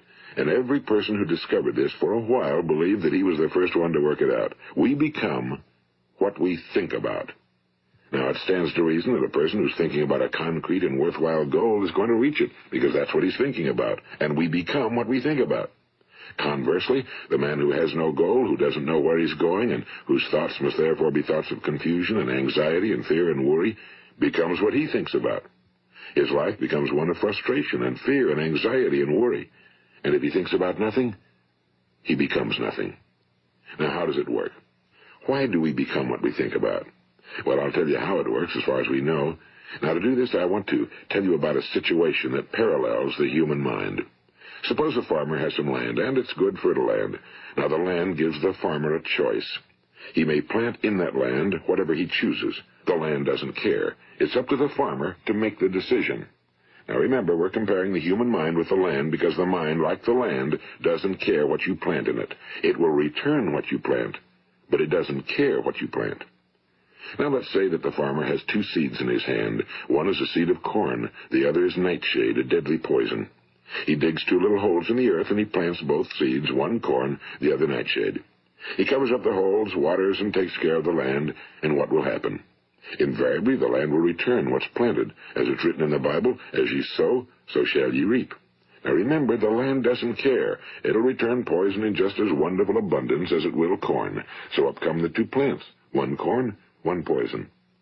Now, the human mind is far more fertile, far more incredible and mysterious than the land, but it works the same way. It doesn't care what we plant. Success, failure. A concrete, worthwhile goal, or confusion. Misunderstanding, fear, anxiety, and so on. But what we plant, it must return to us. You see, the human mind is the last great unexplored continent on Earth. It contains riches beyond our wildest dreams. It will return anything we want to plant. Now, you might say, well, if that's true, why don't people use their minds more? Well, I think they figured out an answer to that one, too. Our mind comes as standard equipment at birth. It's free, and things that are given to us for nothing we place little value on.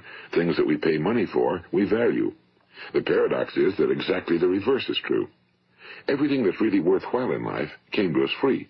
Our minds, our souls, our bodies, our hopes, our dreams, our ambitions, our intelligence, our love of family and children and friends and country, all these priceless possessions are free. But the things that cost us money are actually very cheap and can be replaced at any time. A good man can be completely wiped out and make another fortune. He can do that several times. Even if our home burns down, we can rebuild it. But the things we got for nothing, we can never replace. The human mind isn't used because we take it for granted. Familiarity breeds contempt. It can do any kind of job we assign to it, but generally speaking, we use it for little jobs instead of big, important ones. Universities have proved that most of us are operating on about 10% or less of our abilities. So decide now, what is it you want? Plant your goal in your mind. It's the most important decision you'll ever make in your entire life.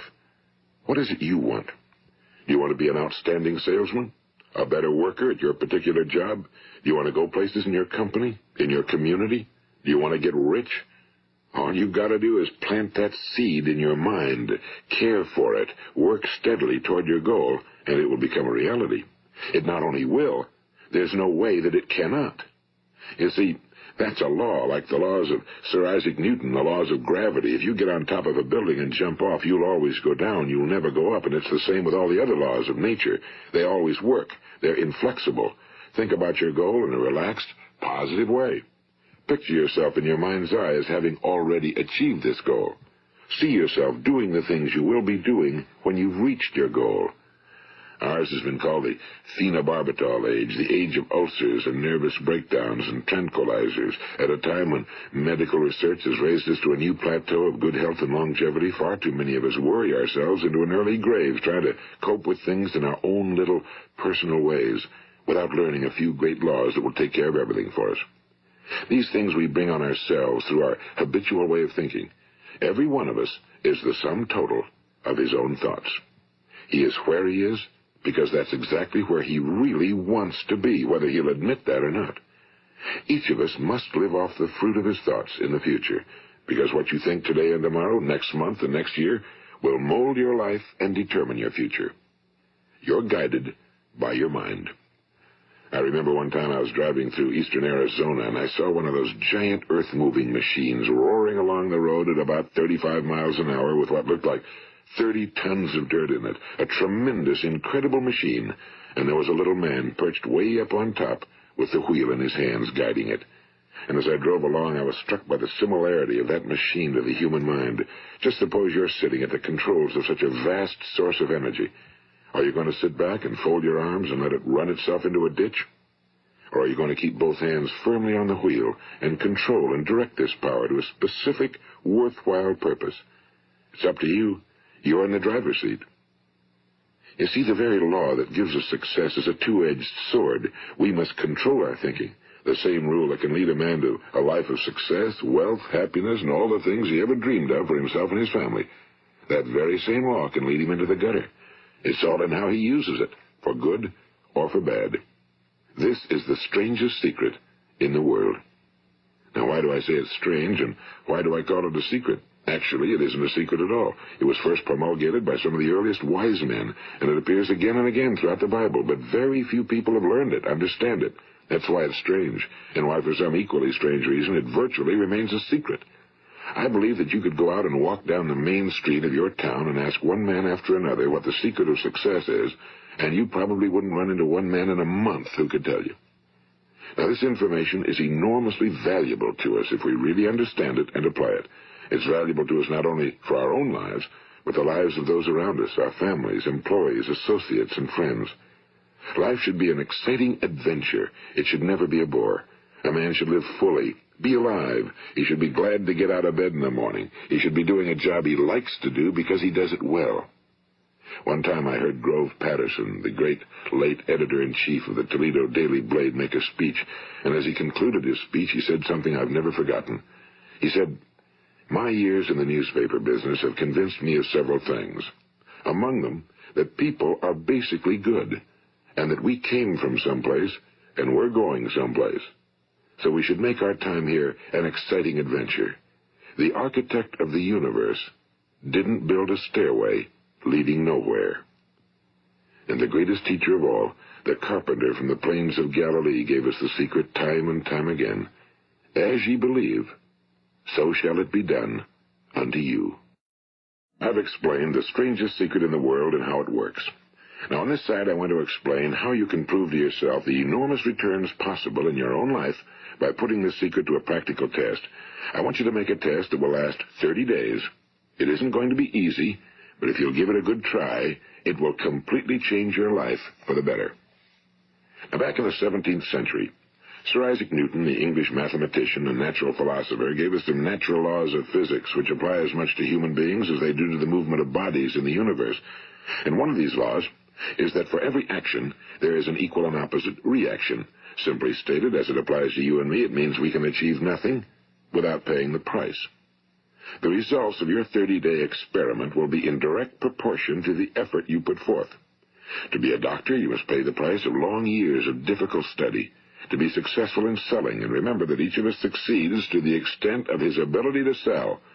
Selling our families on our ideas, selling education in schools, selling our children on the advantages of living the good and honest life, selling our associates and employees on the importance of being exceptional people. To, of course, the profession of selling itself. But to be successful in selling our way to the good life, we must be willing to pay the price. And what is that price? Well, it's many things.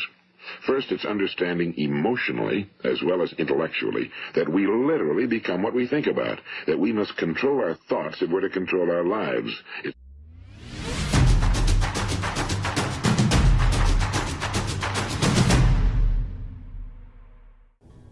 Hey, this is Tara Priolo, owner-operator of Tara Priolo Studio and your resident white-facing biracial multi-passionate musician. You're listening to Love City Radio, available to you 24/7 to tap into the love. Stay with us.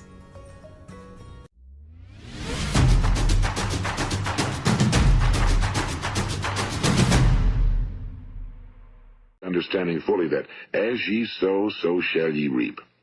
Second, it's cutting away all fetters from the mind and permitting it to soar as it was divinely designed to do. It's the realization that your limitations are self-imposed and that the opportunities for you today are enormous beyond belief. It's rising above narrow-minded pettiness and prejudice. And third, it's using all your courage to force yourself to think positively on your own problem, to set a definite and clearly defined goal for yourself, to let your marvelous mind think about your goal from all possible angles, to let your imagination speculate freely upon many different possible solutions, to refuse to believe that there are any circumstances sufficiently strong to defeat you in the accomplishment of your purpose, to act promptly and decisively when your course is clear, and to keep constantly aware of the fact that you are, at this moment, standing in the middle of your own acres of diamonds, as Russell Conwell used to point out. And fourth, save at least 10% of every dollar you earn. It's also remembering that no matter what your present job, it has enormous possibilities, if you're willing to pay the price.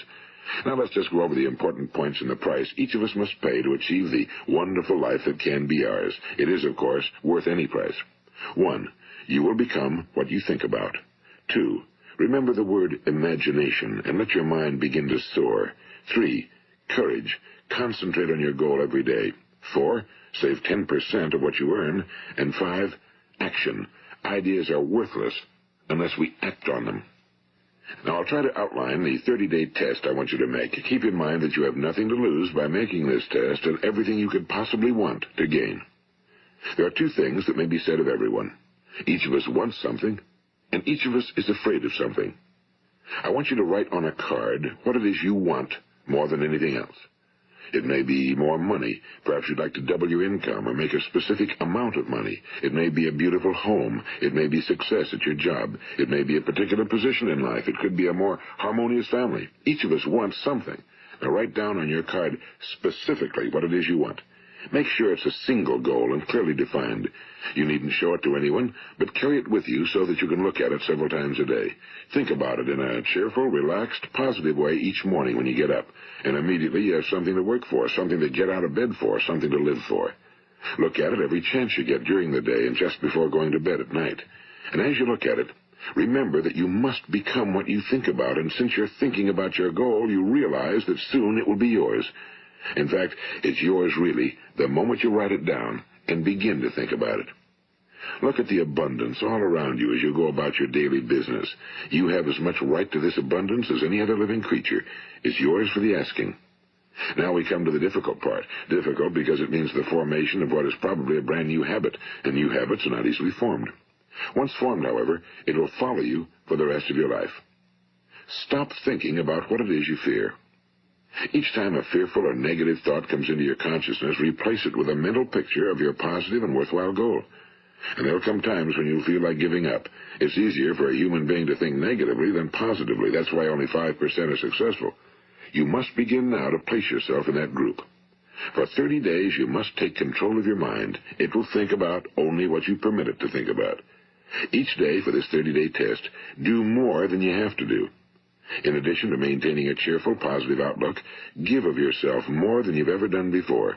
Do this knowing that your returns in life must be in direct proportion to what you give. The moment you decide on a goal to work toward, you're immediately a successful person. You are then in that rare and successful category of people who know where they're going. Out of every 100 people, you belong to the top 5. Don't concern yourself too much with how you're going to achieve your goal. Leave that completely to a power greater than yourself. All you have to do is know where you're going. The answers will come to you of their own accord and at the right time. Remember these words from the Sermon on the Mount, and remember them well. Keep them constantly before you this month of your test. Ask, and it shall be given you. Seek, and ye shall find. Knock, and it shall be opened unto you. For every one that asketh receiveth, and he that seeketh findeth, and to him that knocketh it shall be opened. It's as marvelous and as simple as that. In fact, it's so simple that in our seemingly complicated world, it's difficult for an adult to understand that all he needs is a purpose and faith. For 30 days, do your very best. If you're a salesman, go at it as you've never done before, not in a hectic fashion, but with the calm, cheerful assurance that time well spent will give you the abundance in return you deserve and want. If you're a homemaker, devote your 30-day test to completely giving of yourself without thinking about receiving anything in return, and you'll be amazed at the difference it makes in your life. No matter what your job, do it as you've never done it before for 30 days. And if you've kept your goal before you every day, you'll wonder and marvel at this new life you've found. Dorothea Brand, the outstanding editor and writer, discovered it for herself and tells about it in her fine book, Wake Up and Live. Her entire philosophy is reduced to the words, act as though it were impossible to fail. She made her own test with sincerity and faith, and her entire life was changed to one of overwhelming success. Now, you make your test for 30 full days. Don't start your test until you've made up your mind to stick with it. You see, by being persistent, you're demonstrating faith. Persistence is simply another word for faith. If you didn't have faith, you'd never persist. If you should fail during your first 30 days, by that I mean suddenly find yourself overwhelmed by negative thoughts, you've got to start over again from that point and go 30 more days. Gradually, your new habit will form until you find yourself one of that wonderful minority to whom virtually nothing is impossible. And don't forget the card. It's vitally important as you begin this new way of living. On one side of the card, write your goal, whatever it may be. On the other side, write the words we've quoted from the Sermon on the Mount. Ask, and it shall be given you. Seek, and ye shall find. Knock, and it shall be opened unto you. Nothing great was ever accomplished without inspiration. See that during these crucial first 30 days, your own inspiration is kept at a peak. And above all, don't worry. Worry brings fear, and fear is crippling. The only thing that can cause you to worry during your test is trying to do it all yourself. Know that all you have to do is hold your goal before you. Everything else will take care of itself. Remember also to keep calm and cheerful. Don't let petty things annoy you and get you off course. Now, since making this test is difficult, some will say, why should I bother? Well, look at the alternative. No one wants to be a failure. No one really wants to be a mediocre individual. No one wants a life constantly filled with worry and fear and frustration. Therefore, remember that you must reap that which you sow. If you sow negative thoughts, your life will be filled with negative things. If you sow positive thoughts, your life will be cheerful, successful, and positive. Now, gradually, you will have a tendency to forget what you've heard on this recording. Play it often. Keep reminding yourself of what you must do to form this new habit. Gather your whole family around at regular intervals and listen to what's been said here. You know, most men will tell you that they want to make money without understanding the law. The only people who make money work in a mint. The rest of us must earn money. This is what causes those who keep looking for something for nothing or a free ride to fail in life. The only way to earn money is by providing people with services or products which are needed and useful. We exchange our time and our product or service for the other man's money. Therefore, the law is that our financial return will be in direct proportion to our service. Now, success is not the result of making money. Making money is the result of success, and success is in direct proportion to our service. Most people have this law backwards. They believe that you're successful if you earn a lot of money.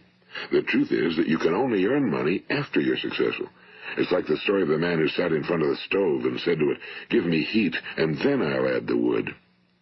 How many men and women do you know, or do you suppose there are today, who take the same attitude toward life? There are millions.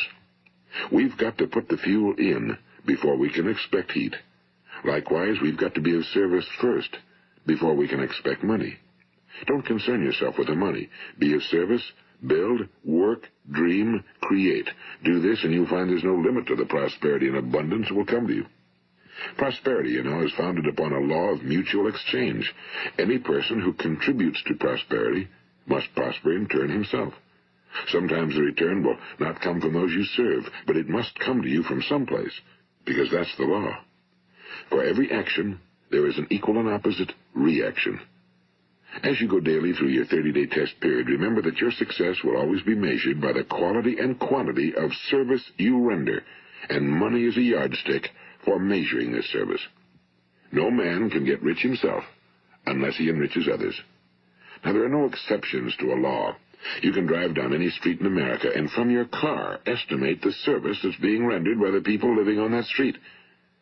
Had you ever thought of this yardstick before? It's interesting. Some, like ministers and priests and other devoted people, measure their returns in the realm of the spiritual, but again, their returns are equal to their service. Once this law is fully understood, any thinking person can tell his own fortune. If he wants more, he must be of more service to those from whom he receives his return. If he wants less, he has only to reduce his service. This is the price you must pay for what you want. If you believe you can enrich yourself by deluding others, you can end only by deluding yourself. It may take some time, but just as surely as you breathe, you'll get back what you put out. Don't ever make the mistake of thinking you can avert this. It's impossible. The prisons and the streets where the lonely walk are filled with people who tried to make new laws just for themselves. We may avoid the laws of man for a while, but there are greater laws that cannot be broken. An outstanding medical doctor recently pointed out 6 steps that will help you realize success. 1. Set yourself a definite goal. 2. Quit running yourself down. 3. Stop thinking of all the reasons why you cannot be successful and instead think of all the reasons why you can. 4. Trace your attitudes back through your childhood and try to discover where you first got the idea you couldn't be successful, if that's the way you've been thinking. 5. Change the image you have of yourself by writing out a description of the person you would like to be. And 6. Act the part of the successful person you have decided to become. The doctor who wrote those words is a noted West Coast psychiatrist, Dr. David Harold Fink. Do what the experts since the dawn of recorded history have told you you must do. Pay the price by becoming the person you want to become. It's not nearly as difficult as living unsuccessfully. Make your 30-day test, then repeat it again, and each time it will become more a part of you until you'll wonder how you could ever have lived any other way. Live this new way, and the floodgates of abundance will open and pour over you more riches than you may have dreamed existed. Money? Yes, lots of it. But what's more important, you'll have peace. You'll be in that wonderful minority who lead calm, cheerful, successful lives. Start today. You have nothing to lose, but you have a whole life to win. This is Earl Nightingale, and thank you. All right, everybody, welcome to a live podcast and vlogcast taping. I'm with Carl J. Danielson, who's offering music track by track of theater music. His new album available on Spotify, YouTube. I mean, wherever you get your music, you're going to want to hear this theater music from Carl J. Danielson. We're going to start with having Carl in this first episode, and probably this only, episode. Tell us a little bit, Carl, about who you are and how you even came to want to do the whole of the project in the first place. Well, I've been writing musicals since an appallingly young age. And at some point in my early 20s, I lost interest. I had too many commissions, too many awards. I wasn't interested. And so I stopped. And then I was on a job in Denver in my early 30s, my mid 30s, and I met a composition teacher by the name of Larry Dellinger, and I opened the door again. And I came back to it with a deeper understanding of theater because of my acting background. And I always had this, from the time I was a kid, a classical music background. But now I had a new teacher, and so I started. And at this point, I have 8 almost completed. One is coming to completion pieces that are looking for workshops and productions. But rather than put out one show, I have demos go back 20 years now on some of these. And I talked to my good friend Dan Weiner, and lots of these tracks were made at different studios, and I will try to give shout outs to those when we get to the different studios. But we decided on these 12 tracks, and then we added. Some we added singers, some we added musicians. So the first track, I don't want to throw any shade to the platforms, but when you're there on those, whether it's Spotify or whatever, it's very difficult to find out who all the artists involved were. And it doesn't matter. We can talk the highest end and you still can't get to all of it. So one of the main things that's wrong on most of the platforms is the name of this show. It's from a show called Pride and Prejudice. Bienvenue à Love City Arts, la radio qui joue 24 jours sur 24, 7 jours sur 7. When a vampire loves a werewolf. Some people call that Pap-Wavlaw. It is following in the tradition of all the Jane Austen novels with zombies, right? But it is a thorough and serious retelling of the Jane Austen novel with vampires and werewolves. So the Bingley, the Bennett family are werewolves, and this is this song sung by Shauna Goodgold, accompanied a lot by me and a lot by Dan Weiner, but also the magnificent violinist Eddie Malavi. It's about halfway through the first act. She's had her little accident, and she's been staying at Bingley's home. Bingley is a werewolf, a newly turned werewolf, which, if you know, is very dangerous. Anyway, this is what's happening to her. Too far.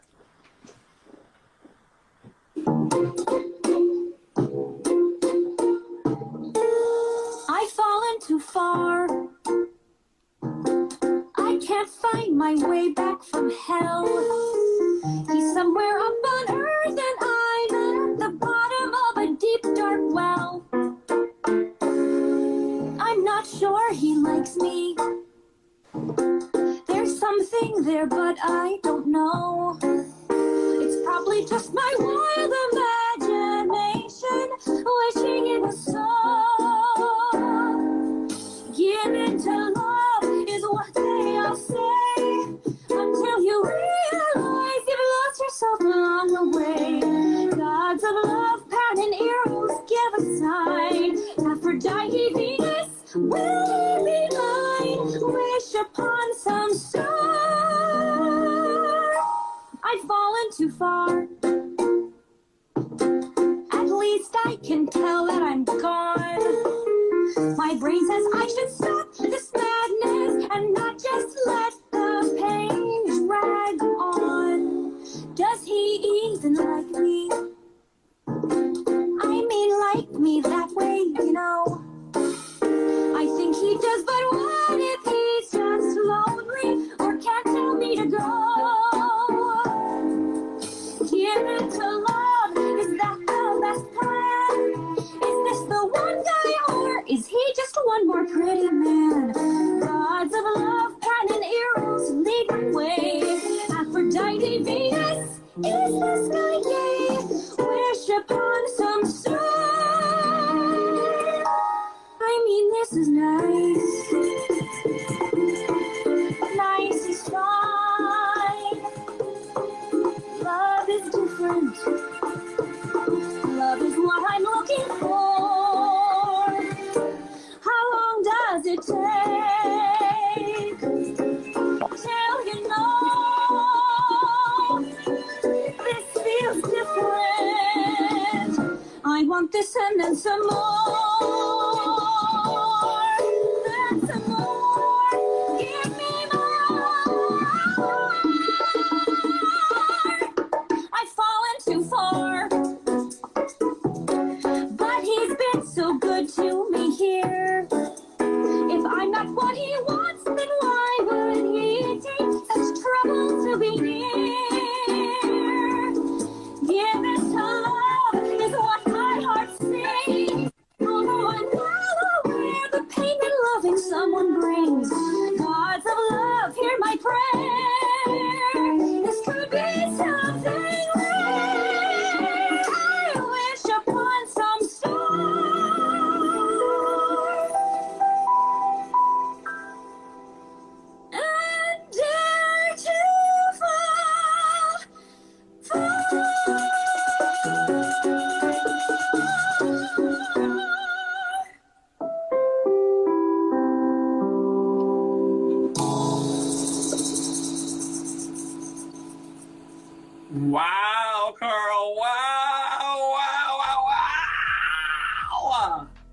I love that Lady J215 loves all things vampires and werewolves.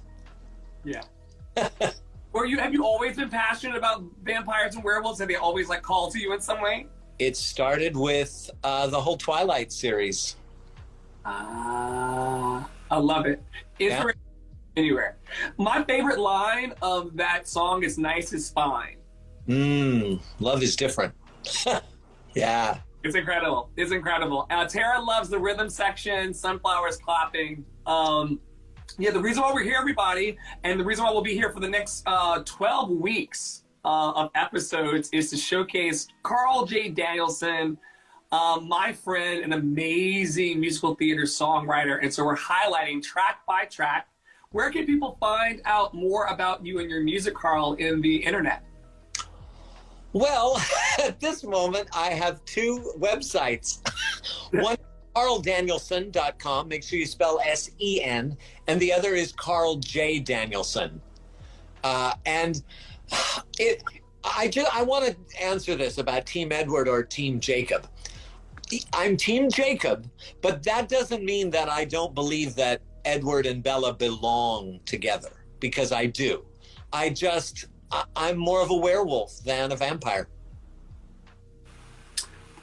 Oh, I haven't seen the Abraham Lincoln vampire movie. I have to check that out.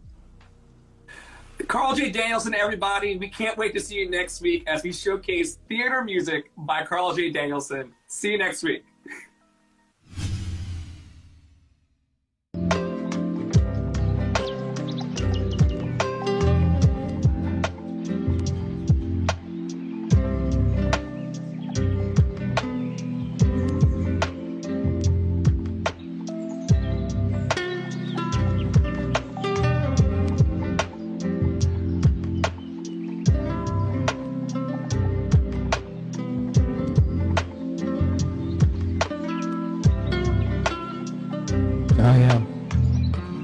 All right, El Michelle McCrae. El Michelle, you're in the house. Hey, El Michelle, good to see you. Welcome to my community vibe check. We've got my brother Esteban coming on tonight. There he is. I'm going to wave to both of you. It's going to be a good night. I can already feel it. I can feel it in my bones. Are we good over on YouTube for everybody? All right, so I'm going to send now, Root Wave, hit me with a request to join so I can bring you on up for tonight's community vibe check. Welcome everybody to my to the community vibe check.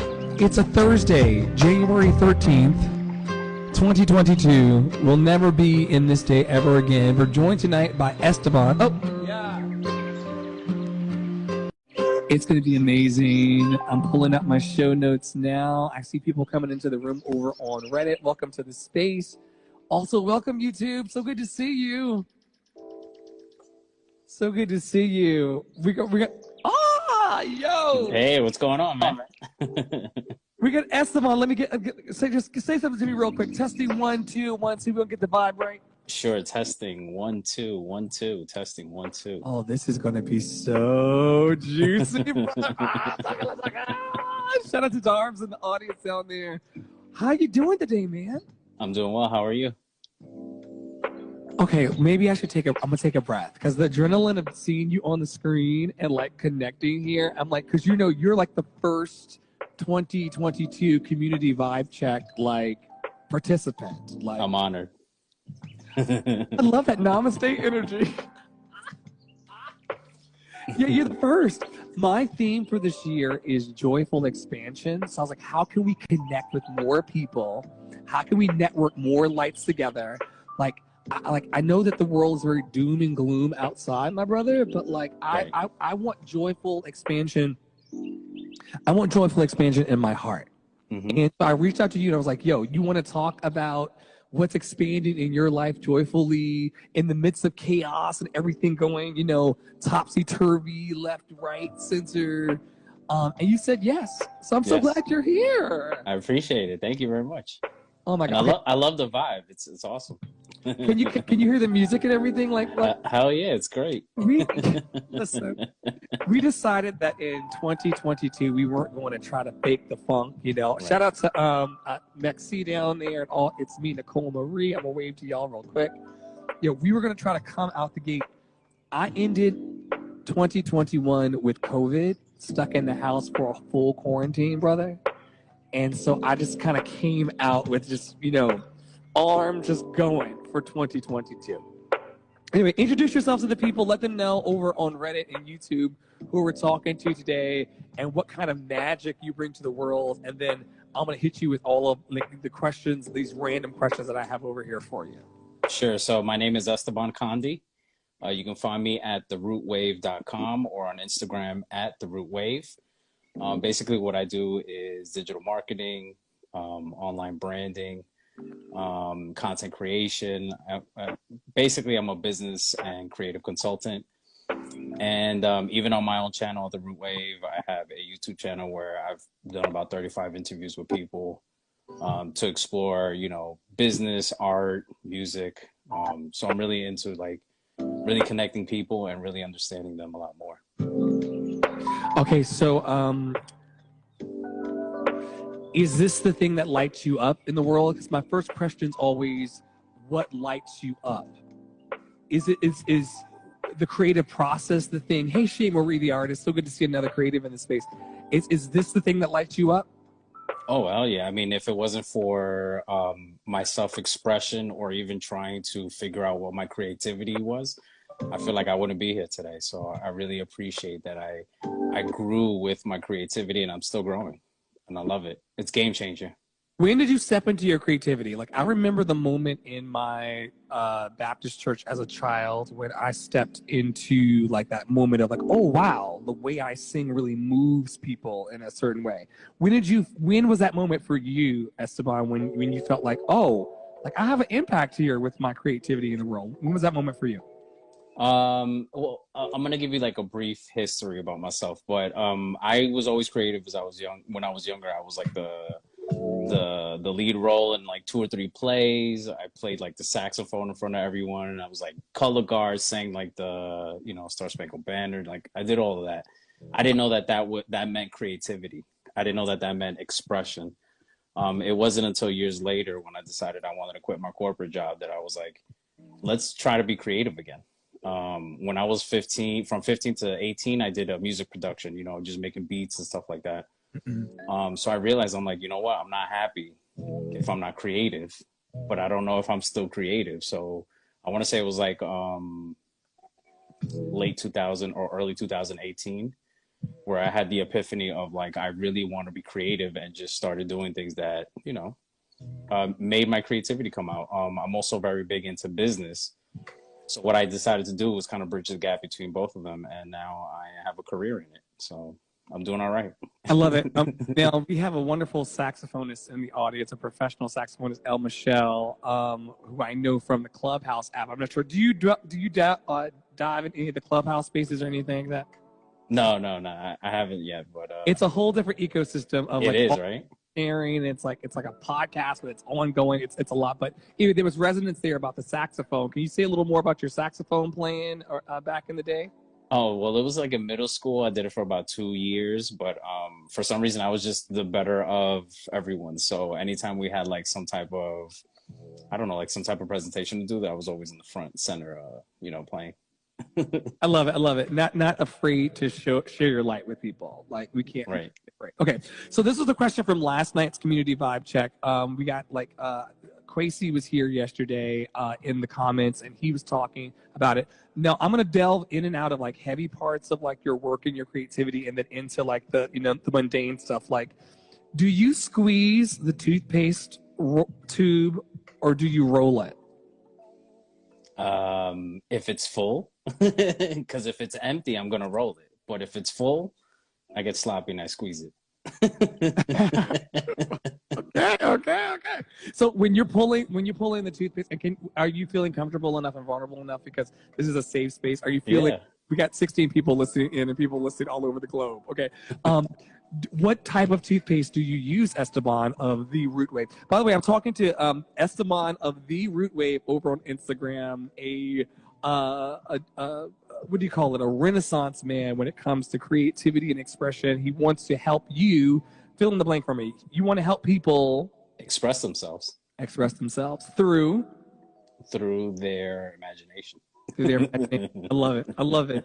And okay, so what kind of toothpaste do you use? Oh man, I don't know. I gotta ask the wife, but I think it's Colgate. I think. It's got with the stripes in it, or do you stripes or no stripes? Yeah, it does have like 2 or 3 colors going on. It's probably called.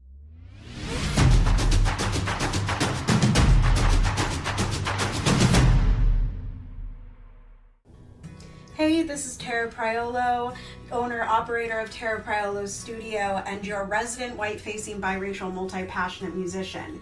You're listening to Love City Radio, available to you 24/7 to tap into the love. Stay with us.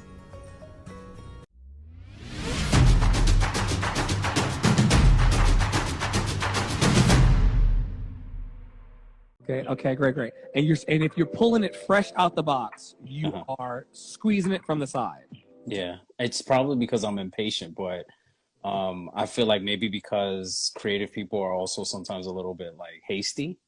I don't know. That's just my theory. I wouldn't say all of them, but maybe some of them. There's a follow-up from yesterday's question. What's the advantage to your method? If you had to teach your method of toothpaste removal to people, welcome Teaching Liberty to the space. So good to see you. I'll give you a wave. If you had to teach your method of squeezing toothpaste to people, what would your process be, and what would be the advantages? We'll go back to the other questions in a second about your brand and your business and your gift to the world that we all know that you're going to give. But what would be your method and advantage? This is such a detailed question. It's so specific. I don't know. I never really thought about it. It's just the one thing that you're really teaching me right now with this question is that I need to be a little more present in the moments, even those little moments where I'm like trying to brush my teeth. So wow. Yeah, I appreciate that. Would you be present right now? And we'll go through it together because you're my guest host. By the way, we're joined by the Root Wave tonight over on Instagram. To everybody over on Reddit and also YouTube that are catching all of this love flow. We're joined by Esteban from the Root Wave over on Instagram, and he is going to guest host with me right now tonight's Community Vibe Check because it'll be over in like the next 10 minutes or so. Esteban, it comes at you fast, right? Right. And let us know in the comments if you want to tonight, because we're about to step into today's question of the day. But if you want to let us know, I see El Michelle is going down. The toothpaste thing got me. Let us know down there in the comments. There's another question on deck. Are you a toilet paper over or toilet paper under kind of person? From El Michelle. Over 100%. Over. Me too. Yeah, I'm totally an over person. I don't want to have to in my hour of need, I don't want to have to go searching for the answers. I need the answers to be apparent. Hallelujah. I like that. All right. So for those of you who are on my email list, shameless plug for the email list, the Love City Arts e-blast, which you're going to see Esteban and I's interview and session together in the Community Vibe Check. You're going to see that in tomorrow's e-blast and the next few days of e-blast to just boost up a brother in love and put all of his mentions, all of his Instagrams and Cash Apps on my email because I believe in people. If you got it today, though, you'll know that today is Happy National Sticker Day. It's not. Do you do Snickers? Do you do Snickers? Do you do? I do Snickers. First of all, do you do Snickers? Definitely. Do you do Snickers with the almonds? I mean, there'd have to be no regular Snickers, but when is there not regular Snickers? You know, when is there not? That's a whole different episode of the podcast. It's fine. That's a whole different. That's a whole different episode, a whole different question. Okay. Do you do stickers? Do you believe in stickers? Did you believe in stickers as a child? Is this something that was like you do? Yeah, I mean, I definitely agree with stickers. I love how people now, creative people, are using the stickers as like guerrilla marketing, you know, where they're just sticking them everywhere. So, you know, it's actually fun walking through New York City and seeing like a pole that has like 1 million stickers on it, and it's just taking like 30 seconds to look at them. And like, you know, what is that? When you receive a sticker, what is your natural inclination to do with it? Do you save it? Yeah, I was gonna say I put it on my hand. Oh, any kind of sticker you receive? Yeah, I mean, I feel like any sticker that I've received in the last 10 years have always been enough to fit on my hand. So. Oh, so you're not putting stickers on items like on a Trapper Keeper. I'm probably dating myself by saying the word Trapper Keeper in the air. Yeah. Well, no, that's my era too. So I remember the Trapper Keeper days. Like the more stickers you had, you know, you had the, you know, you had it. You had the swag. It was a swag. It was a swag. And so, were you putting stickers on your Trapper Keeper, or are they going in your hands and then going? No. If we're talking about Trapper Keeper, you got to put them on the Trapper Keeper. Okay. Yeah. All right. So now we know Esteban. Esteban had no clue what he was stepping into with the community vibe checks. Today's quote of the day is from Marianne Cantwell. It's, "Weaknesses are just strengths in the wrong environment."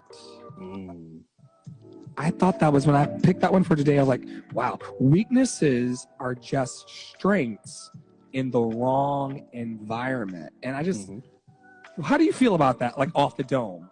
Do you want me to riff first? Or you want to riff on it?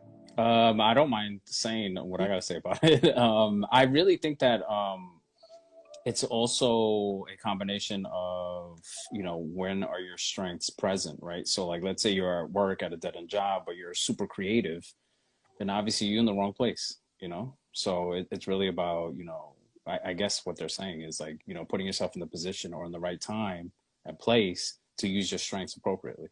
Right. Absolutely. And also, like, just because you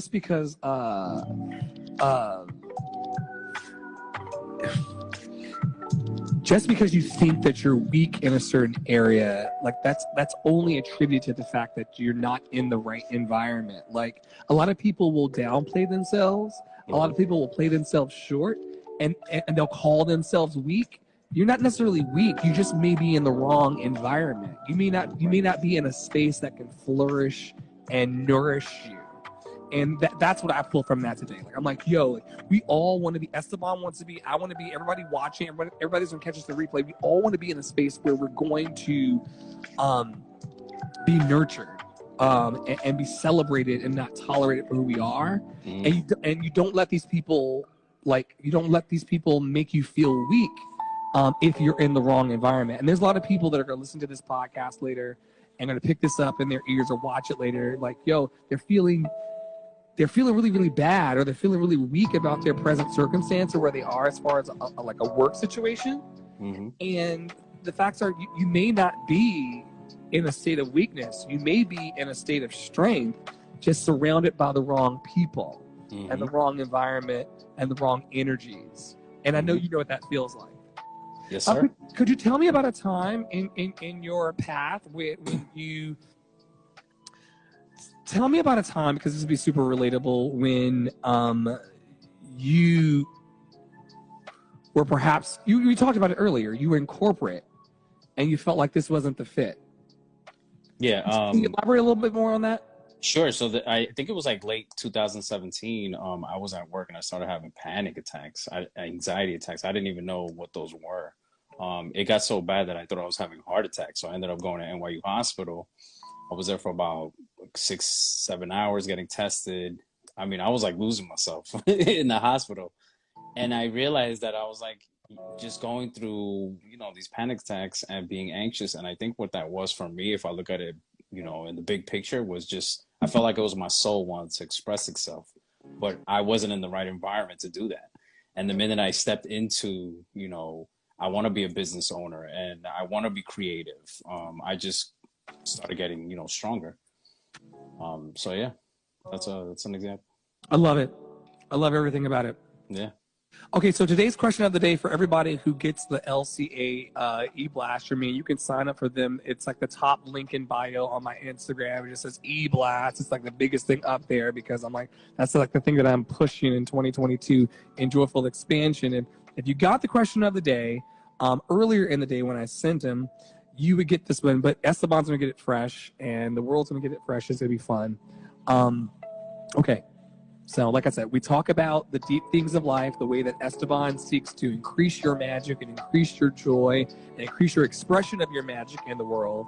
We're also talking about things as mundane on the community vibe checks. I do these every night of the week for the rest of the year, 7 days a week. We've been in here for 17 minutes only, basking in this love, beauty, with a few minutes to go. The question of the day: when you're alone at home, Esteban, and this went out to everybody, so it's a safe question.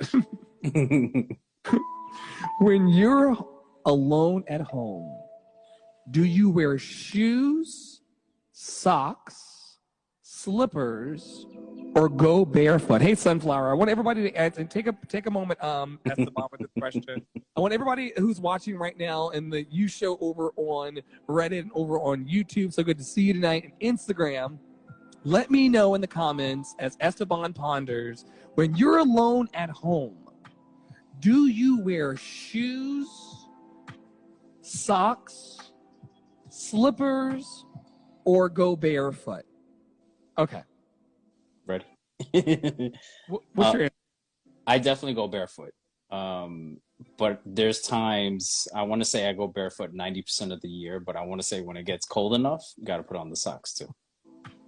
So it's barefoot or socks. So like the fact that I'm standing in the house in whole sneakers would like just mortify you? Yeah. I mean, I got to be honest. As soon as I get home, I take off my shoes, I put on shorts, like I get comfortable. I get real comfortable. Barefoot. D. Rivastello says barefoot. It is me. Nicole Marie says barefoot, of course. Y'all are saying barefoot, of course, as if this is like a thing. Like I am always in shoes. I'm always in a pair of Crocs. I'm always in a pair of sneakers. I'm always in a shoe in the house. My answer would be I'm wearing shoes. I'm not wearing a like clunk through the city shoe. Sneakers would count as shoes, Sunflower, I feel. Shout out to my mentee, Sunflower, from Memphis. We're like a global affair. You're based up here, though, right? You're in the Bronx? Oh, right now I'm in Atlanta, but yeah, I'm from the Bronx. You're in ATL now. Yeah. How'd you get to the... Wait. I just bought a home. Wait, you were in New York. Wait, when we first met, though, in the eWebs, in the metaverse, you were up here. I am a native of New York. I mean, I've lived there like 30 plus years, but recently I purchased a home down here, so... Congratulations. Letting my time. You know what? I have the perfect. You know what? To a brown man purchasing real estate in these times, we.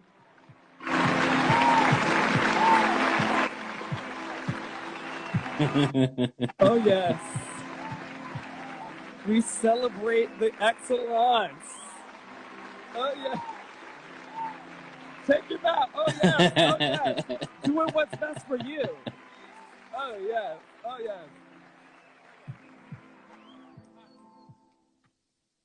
Oh yes. We love the excellence on our friends. My thing is this: if friends and compadres of love cannot like love on each other and like give each other big ups, like, yo, you were up here. You said like, yo, I don't even know your story. Right. You're up here. You're like. And you know, I don't want to be here anymore. I want to be in a different place. I'm going to go there and I'm going to plant. And you did it. And that's what the applause are. The applause are not just like Dumbledore claps of like what have you. The claps are that like no human on earth is an oak tree. Right. We have the ability to create. Could you tell us as much as you want to say before we close out? What was the impetus to just pick up your life? And you said you have a beloved. You picked up everything and went to Atlanta and purchased. Well, it's been a ride in our relationship, number one. So this was just a peak where we needed to be, right? Where we needed to solidify our family. We have children. But at the same time, we wanted to give them a better life. And unfortunately, the amount of money that we make in New York City isn't enough homes, but we can get even better stuff, and our money goes a longer way down here. I also have family down here, so it was easier to transition down here, but it just, for us to try to buy an $800,000 or $1 million home in New York, it would take us forever, and we don't have forever, so we're trying to just build a legacy, and this was the way to do it. I love the building of a legacy. I'll always build a legacy. It's so important. So important. I used to be in Atlanta down Peachtree and Piedmont Park and all that area. I was a flight attendant in a former life. And so in my 20s, I lived in Atlanta. And Atlanta has many stories that I shall not share. That's another episode. Yeah. I'm not going to share. I'm not going to share that on here. Anyway, moving right along through tonight's programming, we're so grateful to have Esteban of the Root Wave on Instagram in our midst. Eric Clay 944 over on Reddit. So good to see you tonight. I'm doing an interview with my buddy Esteban. Would love to connect with you in the DMs. So good to see you. What a pleasure. Okay, so we have decided that there's a huge lot of people, there's a lot of people, a huge segment of the population that's walking around their houses full barefoot, and if they get told just socks, I'm in shoes all the time. Let us know, Eric and everyone in the comments, how you are walking around the house. And I think that's about where we land our planes here. You know, every night I try to hold space for gratitude, Esteban. I know that you're grateful for connecting with people and being able to promote them and their magic and their brilliance and their creativity. Esteban would love to hear from you. Eric said socks for living, barefoot. I must be missing out on this barefoot life. I got to get into this barefoot life. I don't know about her. Try it. I will, because Eric just co-signed as well. Y'all know every night I try to take a moment. Look, we have 24 hours in the entire day, but Esteban has shared with us tonight how he lights up helping people put their magic creatively and beyond into the world. Check him out at the Root Wave on Instagram, The Root Wave, TheRootWave, The Root Wave. He would love to connect with you. And look, we have 24 hours to be in our gadgets and to sleep and to pursue this shmoney and to do all the things that it requires to be an adult. But we can take a single moment in right now to just be grateful for the fact that we can move to homes and build whole new lives in legacies in Atlanta and build legacies.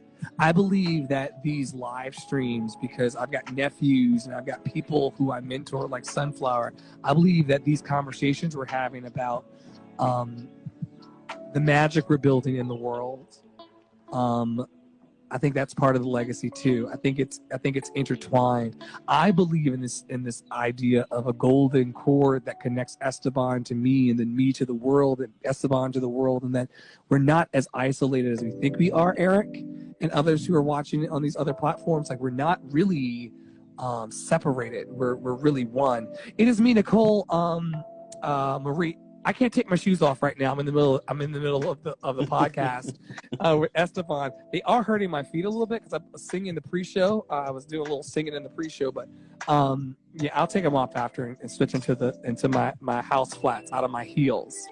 It is me, Nicole Marie says, I daydream about a moment I get to be home and take my socks and shoes anytime I'm out. To take them off. Yeah, I daydream about the moment I get to be home and take off my socks and shoes anytime I'm out. Wow. Daily Shots is here in the space. Stacia's here. Ghostface Killer is Stacia.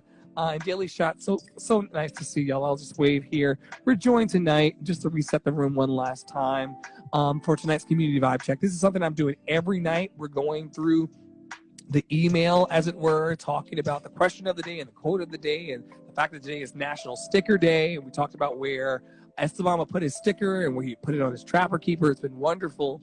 So thanks for stopping by. You know, I didn't know there were so many opinions about shoe wear in the house, but I'm glad. I'm glad about it. Let's take a single breath to just be grateful for being present for one another in love.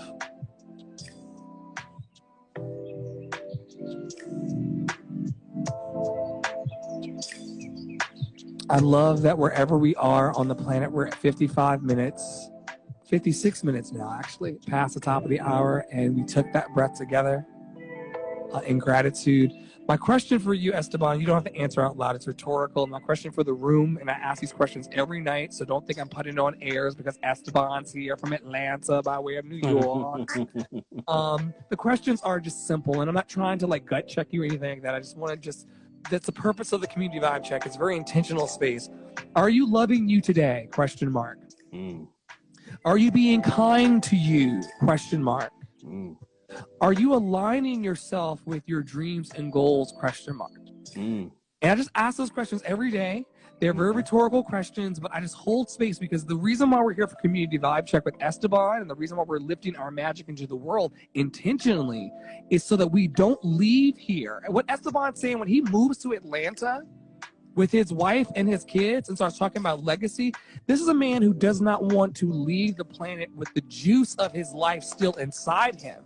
He wants to manifest everything that's inside in this life, not saving for some next life, not some heaven in the sweet by and by. He wants his Atlanta Peachtree City heaven on earth, peach cobbler heaven right now.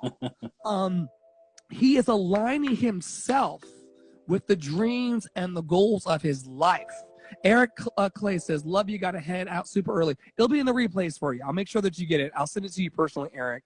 But yeah, this is a man, Esteban. I love you, Eric. One of my donors and supporters here in the space. This is a man, Esteban, who is literally answering that last question. The check-in questions I ask every day. They're like the 3 questions I would ask when I was a flight attendant. Out of Hartsfield Jackson International Airport. I used to fly there for years. Listen, when you get to the exit row, Esteban, they go, are you willing and able to open that door and throw, the 3 questions they ask you? Right. My 3 questions every day in the community vibe check is, are you loving you today? Are you being kind to you today? And are you aligning yourself with your dreams and your goals? And you don't have to answer in the comments or anything like that. It's just something that I want to bring into focus for the community that I am trying to cultivate here, along with Esteban and everyone else who comes through these spaces. Like, are we really trying to get all of the juice out of the fruit of our lives? I hope your answer is yes. It's a rhetorical question. I'm not here to hold you in any kind of contempt, because God knows I barely make it to the train on time. Okay? Yep. But we're trying to align, Esteban. And you aligned with me tonight in this space on Instagram and Reddit and YouTube. And I'm so grateful, man. I'll give you the last piece of chicken right before. Let me say this, though. Let me say thank you to everybody who's in the space. If no one's told you, adults don't get told this a lot. We say this to kids a lot, Esteban, but we don't get to say it to adults a lot. Maybe you're fortunate to have a community that tells you this, but I build it into the programming of the community vibe check every night, because I want to let y'all know that are watching and hearing this on replays, I'm proud of you. Proud of you too. We say this to kids all the time, but we really don't, my brother. If you think about it, we don't say to Esteban, I'm proud of you. Clara, I'm proud of you. Esteban, I'm proud of you. Like, you picked up your life to be happy for a legacy. You chose to create. I'm proud of you and the magic you're creating. And so for those of you who are watching out here in the metaverse, listen to this podcast and on the Instagram, that's my 9 p.m. You Are Enough alarm going off in my phone. I'm proud of you. We're getting out of bed.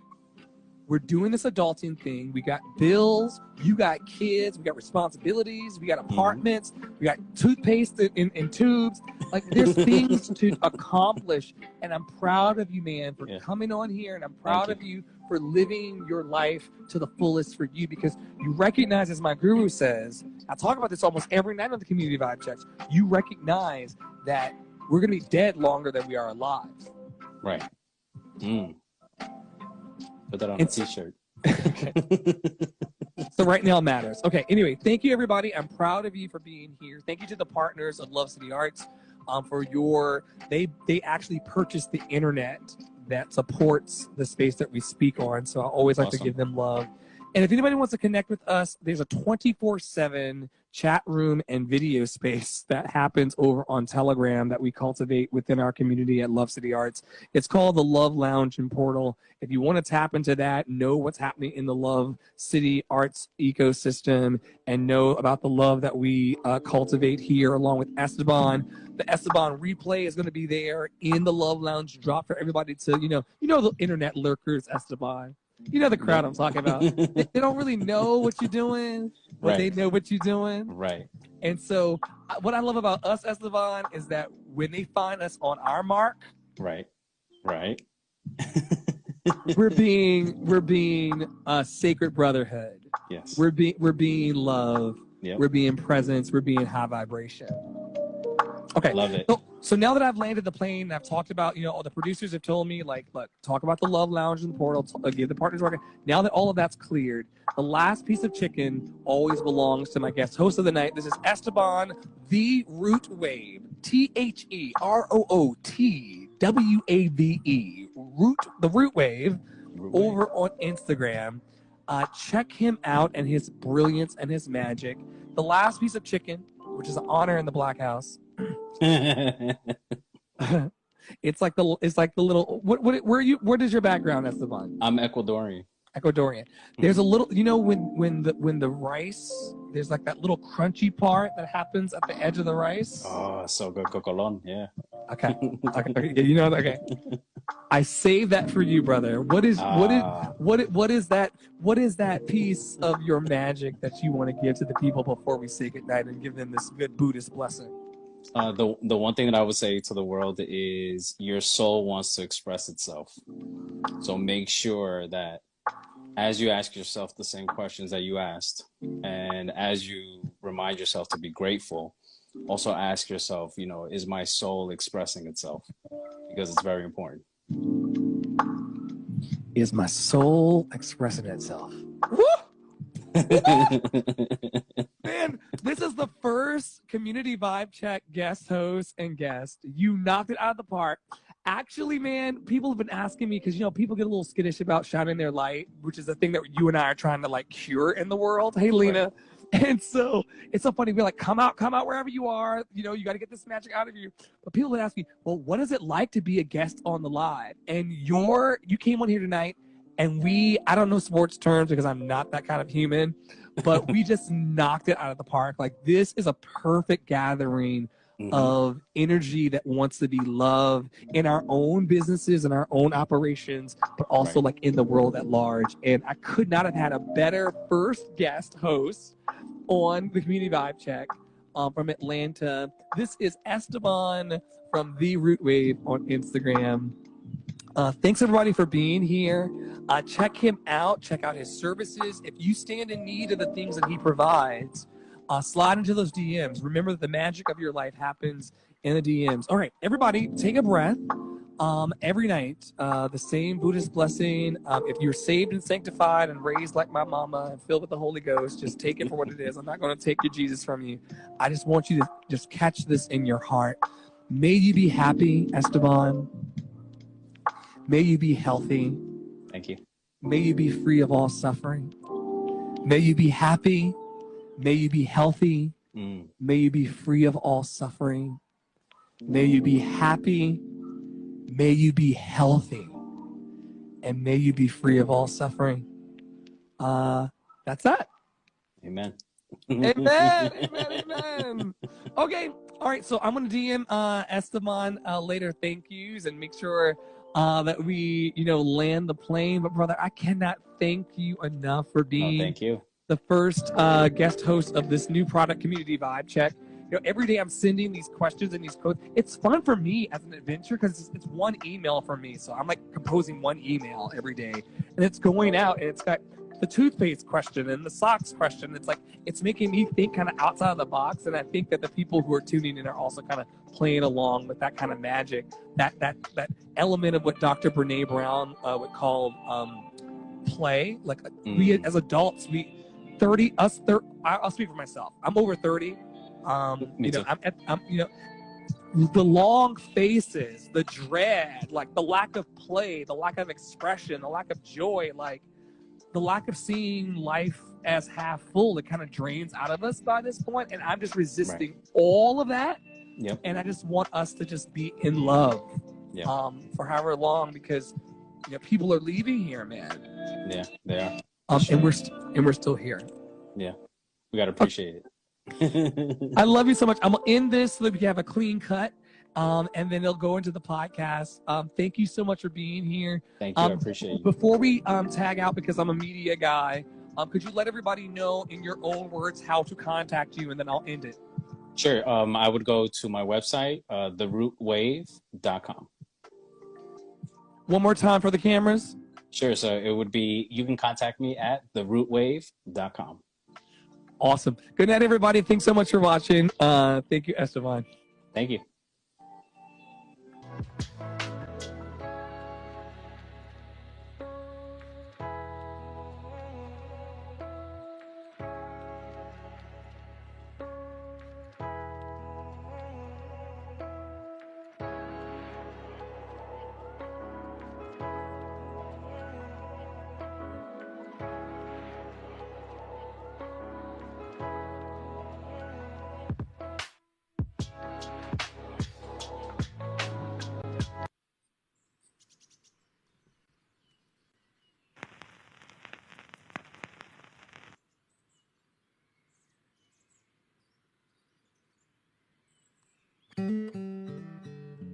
Welcome, everybody, to the Daily Community Vibe Check. I'm Andre in the Flow.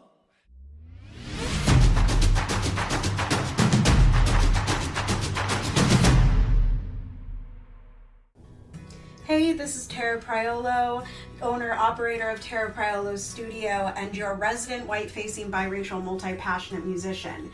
You're listening to Love City Radio, available to you 24/7 to tap into the love.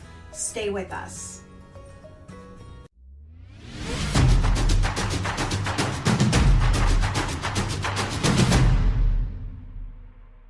Come and sit close. Campfire in the cloud. Yeah.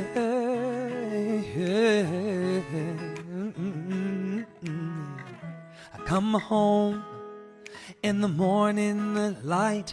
My mother says, when you're gonna live your life right. Oh, mama dear, we're not the fortunate ones. And girls, they wanna have fun. Come on in, everybody. Oh, girls, they wanna have fun. Oh, yeah. Good to see you tonight for Daily Community Vibe Check. I'm Andre in the Flow. Come sit by me. It'll only be 20 minutes or so. The phone rings in the middle of the night. My father yells, what you gonna do with your life? Oh, daddy dear, you know you're still number one. But girls, they wanna... Are you singing along or not? Oh, girls, they wanna have... That's all they really want. Some fun. When the working day is done, oh, girls, they wanna have fun. Oh, girls, they wanna have... Girls, they wanna... That's your part. That's your part. That's your part. Wanna have fun. I don't hear you singing. Wanna have girls. They wanna have fun. Girls wanna have... Some boys take a beautiful girl and hide her away from the rest of the world. I wanna be the one to walk in the sun, and girls, they wanna have fun. Oh, girls, they wanna have fun. That's all they really want.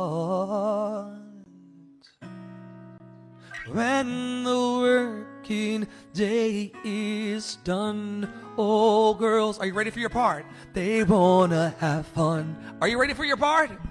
Oh, girls, they wanna have...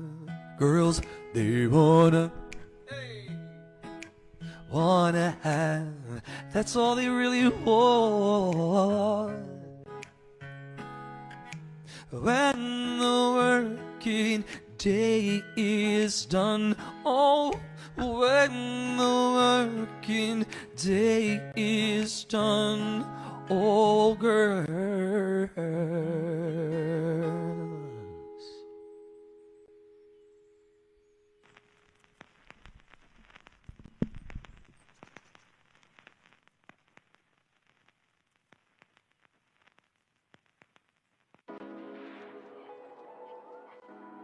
Come on in, settle in. I'm Andre in the Flow. I hope that you enjoyed that opening number of tonight's Daily Community Vibe Check. I'm coming to you live from New York City in my studio to spread love and positivity and a vibration of hope into the world. That's a too long don't read. If you got to go and make dinner or go back to work or go yell at your kids, I hope you don't yell at your kids. I hope you really don't yell at your kids. Please don't yell at your kids. But if you got to go back to yelling at your kids, go on and do that. But just know that I was showing up. I showed up tonight, February the 2nd, 2022, to be a presence for love in the world. Because if I get hit by the bus tomorrow, I say this every night. If I get hit by the bus tomorrow, I want the last thing that you see about my witness to be that I came online in the public marketplace to be hopefully a healing energy for those who seek it. Now I'm not sure that I sent out the e-blast that I'm supposed to send out every day. So we're just gonna wing it tonight, shall we? I don't mind. Let me get my show notes.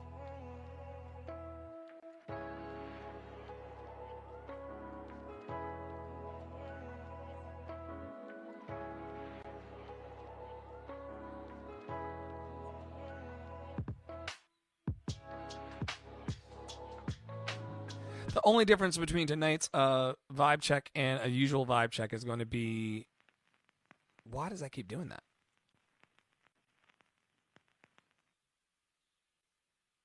You're out of here.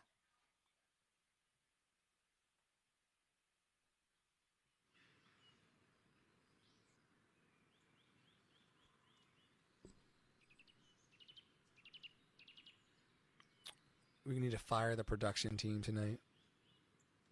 They gotta go. They gotta go tonight. The production team, the whole production team, we're gonna fire them all.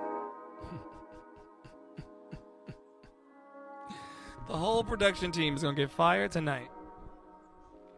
All right, let's see what day it is.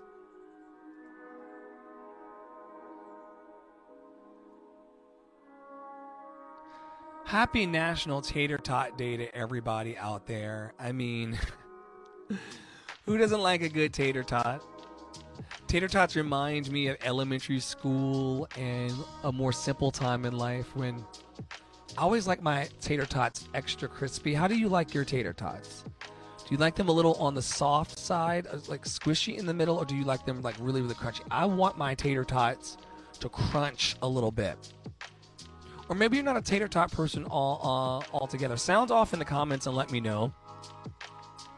Are you a tater tot person, or are you more of a hash brown kind of person, or home fries or French fries? Oh, French fries would be wonderful right now if I had some.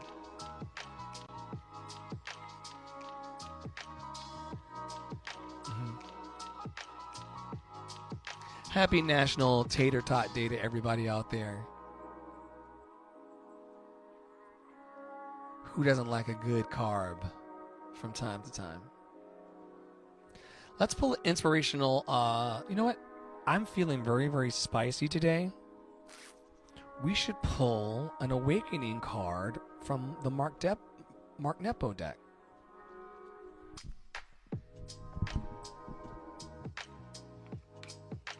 The Book of Awakening by Mark Nepo, inspirational cards. Let's shuffle and see what comes out as the day. Oh, that's the one that, oh, there we go.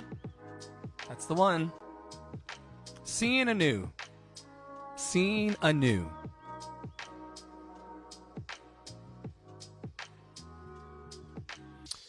At its deepest and most real level, the notion of love at first sight is spoken of in every spiritual tradition as the reward for being fully awake. Seeing anew restores our sense of being alive.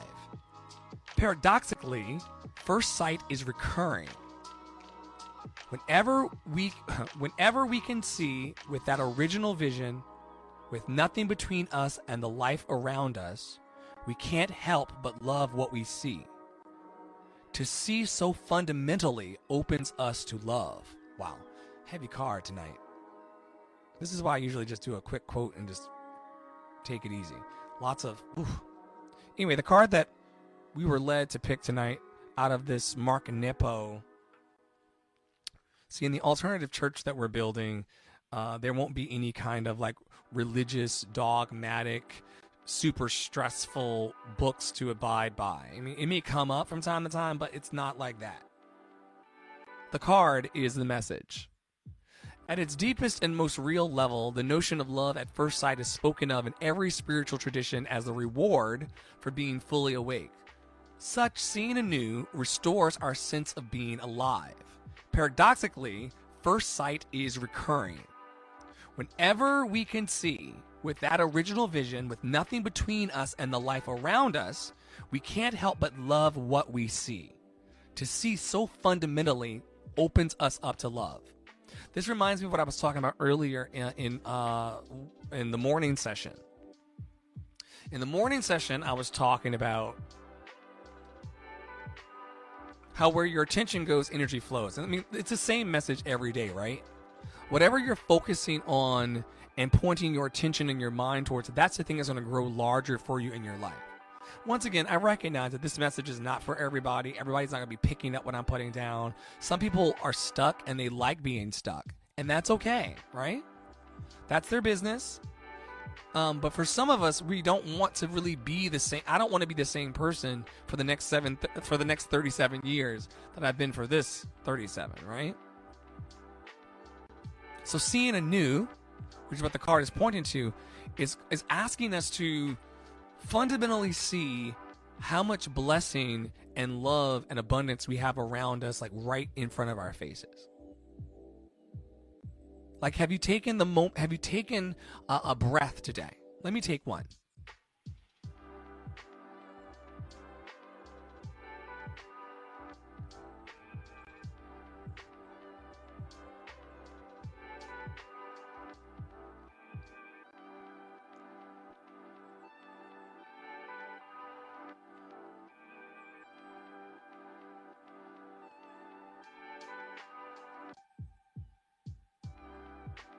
And then start to count. 1 blessing, 2 blessings. These are all external blessings. 3 blessings. I don't even have enough room in my hands to hold all of the blessings I have, especially people who come to this alternative chapel space. The people who come to this alternative chapel space, you're privileged because you have actual whole cell phones, whole smartphones and radio devices to be able to connect in love. And yet we feed our minds with so much negativity and bullshit all day. Even though the same tools that we have that could promote love and raise the vibration of the consciousness of the earth, instead of doing that, we choose instead to focus on what's negative. And what I want to be part of is a community where we're using these things here to give each other an emotional and spiritual and maybe even tangible boost along this path called life. That's my heart to you. And me and the team, we're working on it. We're working on it. We're working on this alternative chapel space, a space where we're singing musical theater songs and we're reading poetry and we're getting all the feel-good energy of a church space, but without all of the bullshit. Who wants the bullshit? When you can encourage, equip, and empower people to just be their best selves, with or without the Jesus, with or without the Buddha, with or without, whatever you want to point to. There's also another space where we don't have to feel badly about ourselves, tapping into ourselves. But like I said, this isn't for everybody. It's a very specific crowd that wants to still honor our spiritual lineage and past, but we don't want to get hung up on the hatred part of it all.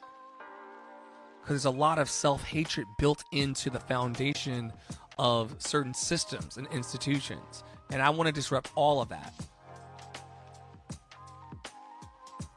Come and feel love. Come and be love. And then go the fuck home. It's just that simple for me. Let's find a question for the folks today. This usually goes a little more smoothly when I have the questions already loaded in and I send the e-blast out, but did I send the e-blast out today?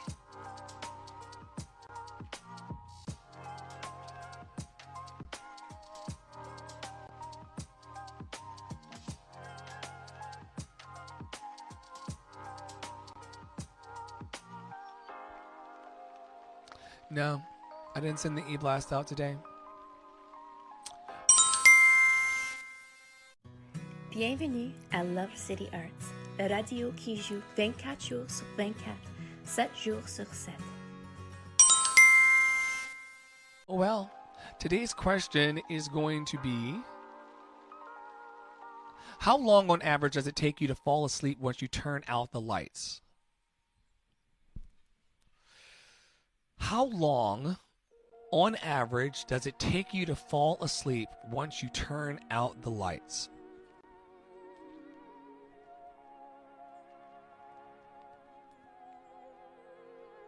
I'll give you a second to think about it.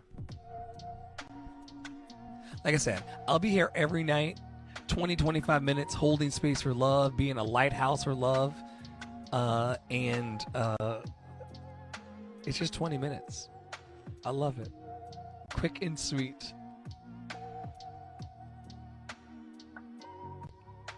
I would say by the time I lay down and officially lay down and start working on all my projects and all the things I need to do, by the time I actually lay down, it only takes me about 5 to 10 minutes to be out. Turn off all the lights. 5 to 10 minutes tops. That's all I need.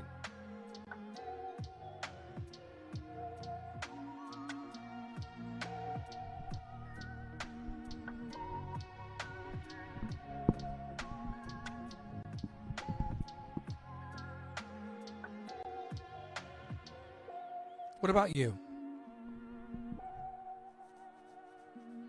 On average, how long does it take you to fall asleep once you turn off the lights?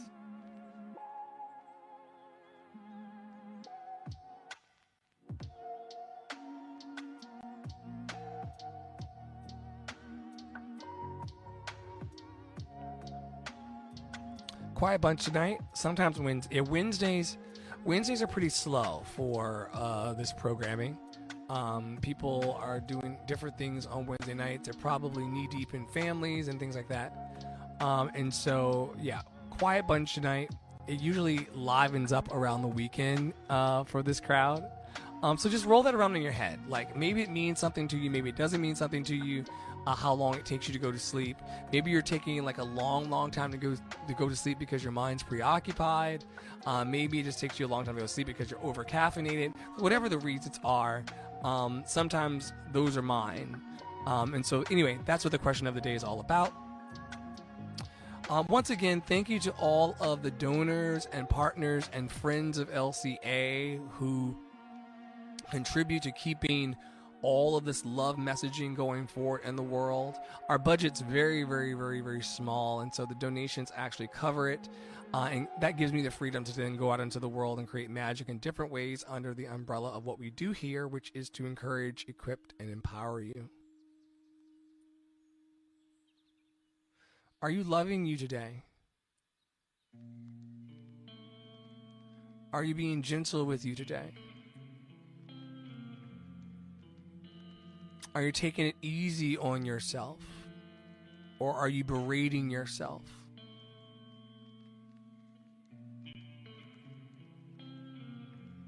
Are you letting life flow gently towards you? Or are you forcing the stroke?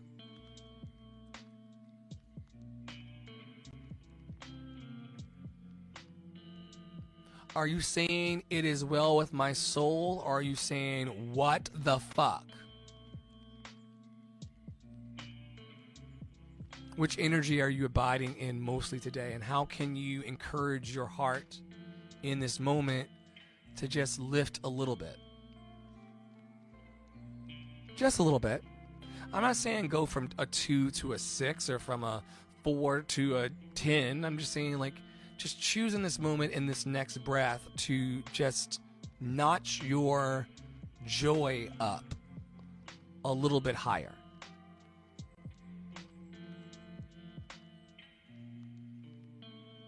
Oh, there it is. Because we know this is all about the mindset, right? We're not reinventing the wheel. I don't have a special elixir for you. I'm not a fucking unicorn. We're talking about the thoughts that we have that become the beliefs that become the ways in which our lives manifest. And if we want to in this moment, we can all choose to just vibe higher. Now, does that change the amount of money in my bank account? Does that change the amount of money in your bank account? Does it change how many followers you have on Instagram that determines your self-worth and your self-esteem? You know, like, no, it doesn't change any of that, but your mental, as the kids call it, just choosing to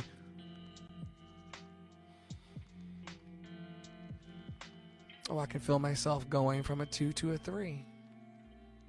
I can feel myself going from a 3 to a 4. I can feel myself going from a 4 to a 5. I can feel myself going from a 5 to a 6. Inside, I can feel myself going from a 6 to a 7. From a 7 to an 8. From an 8 to a 9. From a 9 to a 10. You know, no one's asking you to make all of the jumps. No one's asking you to. That's a pressure that society puts on us to do it and do it now. Go from microwave culture, right? Go from 0 to 60 like that. No one's asking that of you. Just take a breath. Drop your shoulders. Breathe deeply. I'm not asking you to modify anything. Just find what a full breath looks like for you. You'd be surprised how many humans don't even breathe. I'm a singer professionally, so I have to think about it all the time. And you can tell by the way I sing sometimes, I'm not thinking about it. But it's something that we need to be mindful of. Are you breathing, beloved? Of course, you're a human being. The blood's, you know, everything's kind of working according to divine right order, right? But then, like, but if you're like me, you're just walking around in life and you're holding your breath, waiting for the other shoe to drop, waiting for COVID 32 or COVID 46, COVID 96, COVID 105, right? Who wants to be in that energy and that vibration? I'm giving you an opportunity right now in the daily community vibe check to just unburden yourself in the moment, take a breath, and allow your energy to increase by 1 point. It's an invitation. And just like if I were inviting you out to drink in New York City, you can either take the invitation or not take the invitation, but it's an invitation to just glow up right now. To love yourself, to say crazy things to yourself, like, not crazy things, but things to yourself like, even though I forgot to send out the e-blast today to all the hundreds of people who are expecting it, I deeply and profoundly love and approve of myself. A little life hack. Even though I didn't send the email out, I completely forgot until we were in the session tonight, I deeply and profoundly love and approve of myself.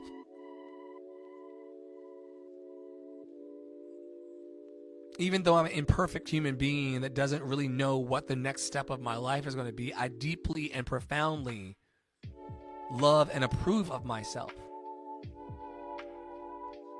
Now, I was taught a lot of things in my childhood for which I'm grateful. I'm grateful for my spiritual lineage. And no one ever taught me how to recognize when the bullshit's hitting the fan. This is what my alternative chapel space is going to be about. Because no one ever taught me that I could use language on myself like, even though this day is shitty as fuck, I deeply and profoundly approve of myself. I deeply and profoundly love and approve of myself. It creates this buffer between the shit that's happening and who I am. Some of us are taking on and internalizing too much of the bullshit. This ain't your mama's church. We're not going to be doing any Our Fathers or anything in here, in the space that I'm going to be creating. Not that that doesn't have a place and a validity in the world, but there's no Our Fathers here. It's I deeply and profoundly love and approve of myself here. Nothing else for you to attach yourself to to try to, check the marks off so that you can be, I'm a victim of this too, wanting to be a good boy. Give me the pat. Oh, the blood of Christ, the body of Christ. Sure. But in my deep hours of need, I needed tools. That's all I'm saying. I needed tools. I'm not throwing everything out. I just needed personally. I needed tools of, even though I want to kill myself today, I deeply and profoundly love and approve of myself. It just allows a different kind of language and narrative to come into your existence. Like, you can't have that fear and love exist at the same time. You'll be like, oh, maybe it's not a good idea for me to off myself today. Maybe it's not a good idea for me to, to give up. Even though I want to give up, I deeply and profoundly love and approve of myself. And this is not something that a lot of people want to talk about. We talk about getting these degrees. We talk about chasing this money. We talk about a lot of things, but we don't really talk about deeply and profoundly loving and approving of ourselves, moment by moment. Now, I'm not talking about people who are making people's lives miserable. I'm not talking about people who are trying to, create traps for people and, create chaos and spread misinformation and dupe people and lie to people and take people. I'm not talking about that kind of energy. You can't love and approve of yourself and mistreat people, right? I'm talking about these moments when we keep ourselves on the hook, when we really, really beat up on ourselves in major, major ways.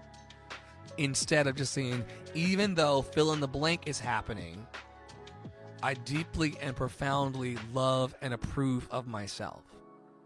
Even though I have no idea where the next paycheck is coming from, I deeply and profoundly love and approve of myself. That kind of energy will move you from a 2 to a 3 to a 4, a 4 to a 5, a 5 to a 6, a 6 to a 7. You can do a lot of things when you deeply and profoundly love and approve of yourself. Because I deeply, profoundly love and approve of myself, I'll take this shower. I'll send these emails. I can be motivated by love. I can be motivated by the things I love. I can be motivated towards the things I love if I deeply and profoundly love and approve of myself. Now that couples along with this thing that we talk about every night in here as well. The fact that you are simply enough. You're just simply enough. If you can couple being deeply and profoundly a loving and approving way of yourself, and you recognize you're enough, you're gonna be a bad mamma jamma. You're gonna be like what Sia talks about, unstoppable today. If you can love and approve of yourself, in addition with recognizing that you're enough. Now, I'm not perfect at this. I have 2 alarms on my phone, one at 9 a.m. and one that's going to go off at 9 p.m.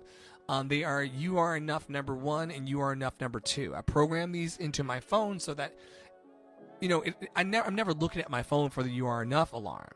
It just goes off with whatever I'm doing. And sometimes when it goes off, I am loving and approving of myself and I am recognizing that I'm enough.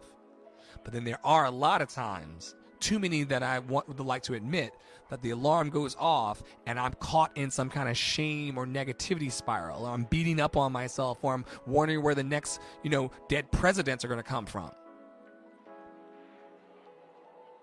And then it snaps me out of it. It's like, yo, do you believe that you're enough right now? Do you believe that you're enough right now? Or are you playing games, Dre? Do you really trust your power? Do you really trust your divine I am presence? Or are you playing around? On this way to this job, or, on the way to the snack in the fridge. Oh, I'm on the way to get the snack in the fridge. Oh, you are enough. Oh, wow. Am I moving right now towards wherever I'm moving towards from a place of believing that I am enough? Or am I playing small? Am I doubting myself? Am I freaking out and worrying about things that are outside of my control? Or do I come home to me, deeply loved and approved? And this is something I'm just handing to people every night on the internet for free. And we encounter hundreds of new faces every night. Sometimes the room, sometimes I sing a wrong note when I'm singing in here and the room goes to 0 because people just don't want to hear me sing, or it doesn't matter. But for the hundreds of people that we touch, and we're about to touch more because I'm launching this 24/7 live stream thing, campfireinthecloud.com, campfireinthecloud.com, campfireinthecloud.com, including this alternative chapel space for us to just really have these conversations of love and empowerment. It's on like Donkey Kong, baby. Get in the boat.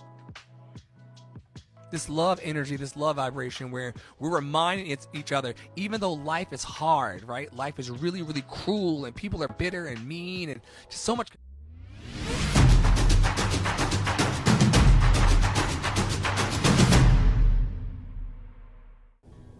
Hey, this is Tara Priolo, owner, operator of Tara Priolo's studio, and your resident white-facing biracial multi-passionate musician. You're listening to Love City Radio, available to you 24/7 to tap into the love. Stay with us.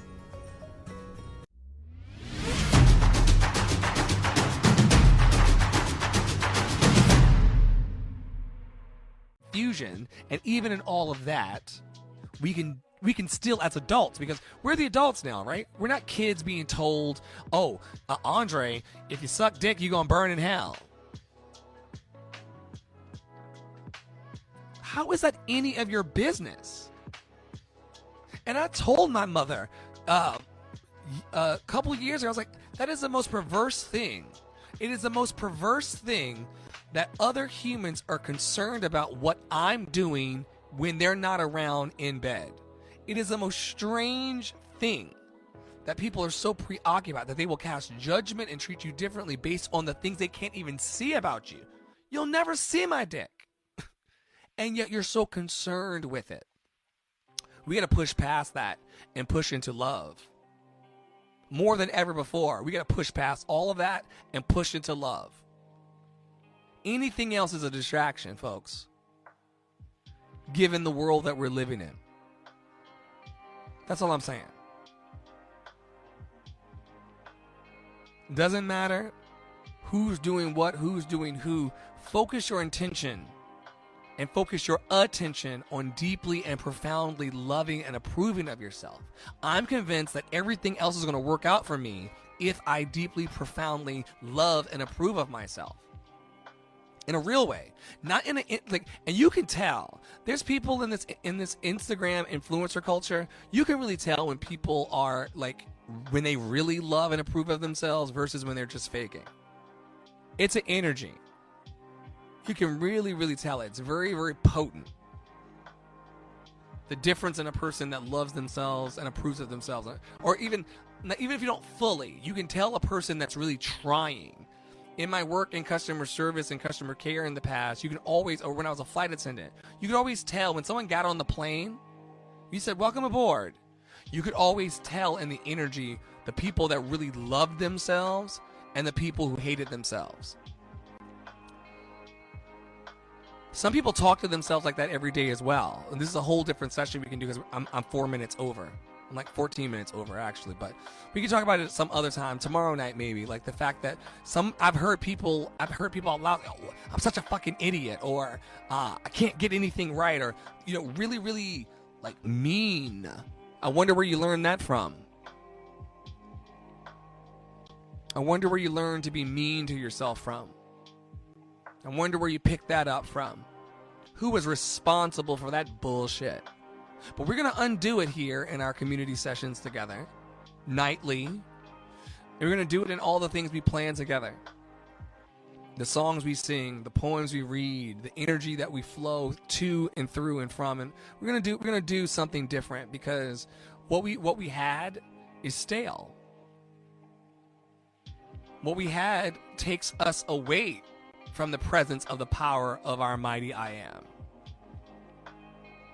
When my best friend said to me, "Boo, there was a lot of self-hatred in the way we were raised."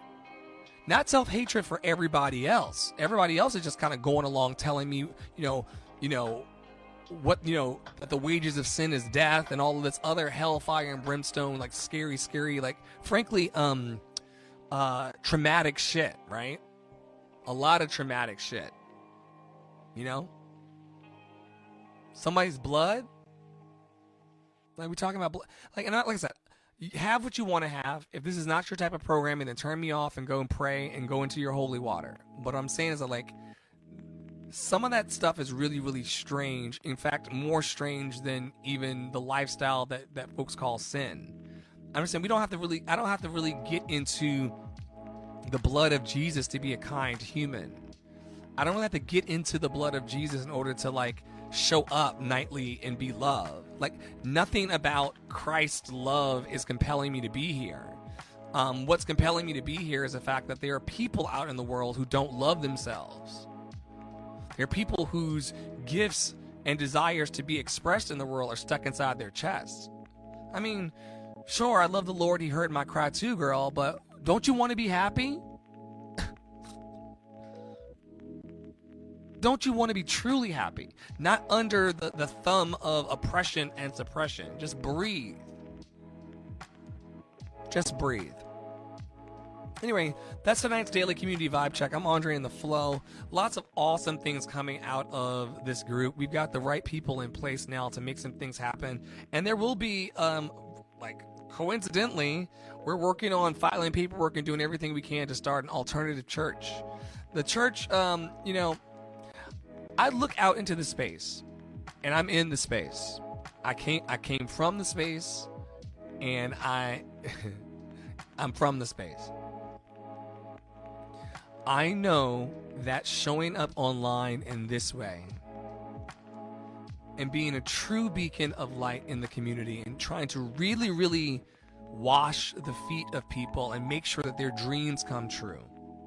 To say, like, yo, I see that the pot that you're in. I'm talking about tangible ministry. I see in my own special way. I see that the pot that you've been trying to grow your life in as a creative is super, super small. I see, beloved, that you are root bound, meaning that you've got so much roots. Like, your plant wants to grow so big and you've got so many roots, but your pot is so small. And no one's ever told you that you can afford a bigger pot. You can allow yourself to have a bigger pot. We can find the soil and the water and the sun to grow you into your dream. We can do it with the spiritual. We can do it with the ethereal. We can do it in any space. But the most important thing that I want people to get from the messaging of my church and chapel and all these spaces is don't leave here with the loving juice of your life inside you. And many of your pastors aren't even telling you that. They're wrapping it in all of these rules and things so that you keep coming back. But I don't really give a fuck about whether you come back to this session or not. I want you to have a happy life in a real and authentic way. So anyway, that's my time. I gotta go. And I made work for myself because I didn't restart the stream to package it. But I hope that you all enjoyed tonight's rant. I'm Andre in the Flow. You can learn more about my work. Thank you, Miss Nor 5150. I really appreciate you. Thank you for telling me that my voice is amazing. Your voice is amazing. Your voice is relaxing. Anything that you feel about me, you have as well.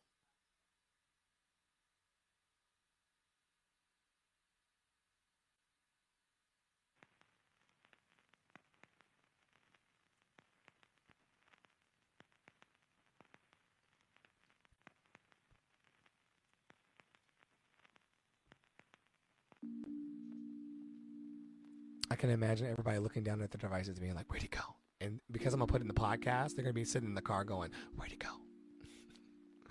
I'm still here, beloveds. Let's read our passage for the night, shall we? This year, I'm taking the community that I serve in this alternative chapel space. We're still toying with the language. I think it's going to be like an alternative chapel. The campfire in the cloud. Anyway, a space where we can gather and just take care of our hearts and center our hearts. Look, if you have a religious preference or whatever, focus on that when you want to focus on that. But this is a bring your own belief kind of space where the mountain that our eyes are fixed on is simply called love. And you can dress that love in whatever name you want to call it. But the mountain that my heart is fixed on right now in this path in my life is called love. And so I'm here every night If you want to RSVP and come on schedule and come on time, you're one of those people, you can RSVP at the website through our community calendar, through Eventbrite. And I'll be here when I say I'm going to be here. And if I cancel because I'm having good food, good sex, and great adventures, then I will let you know through that portal as well. But I'm going to try to be here every night because I believe that our hearts matter, especially in times like these. I believe that in times like these, the people who are movers and shakers of the light, we need to be on our mark. With all of this disease in the air around us, we're all behind masks. With all of this deep depression for the loss of money and jobs, some of us lost really good jobs. Some of our lives went really like this. We didn't all skate through COVID. And so because of that, we owe it to ourselves to just gather as often as we can and just point our eyes towards the mountain called love. But this year, I'm taking the community through a book that is an international bestseller, more than 30 million copies sold. Louise Hay, You Can Heal Your Life. I read a passage every night that I'm here.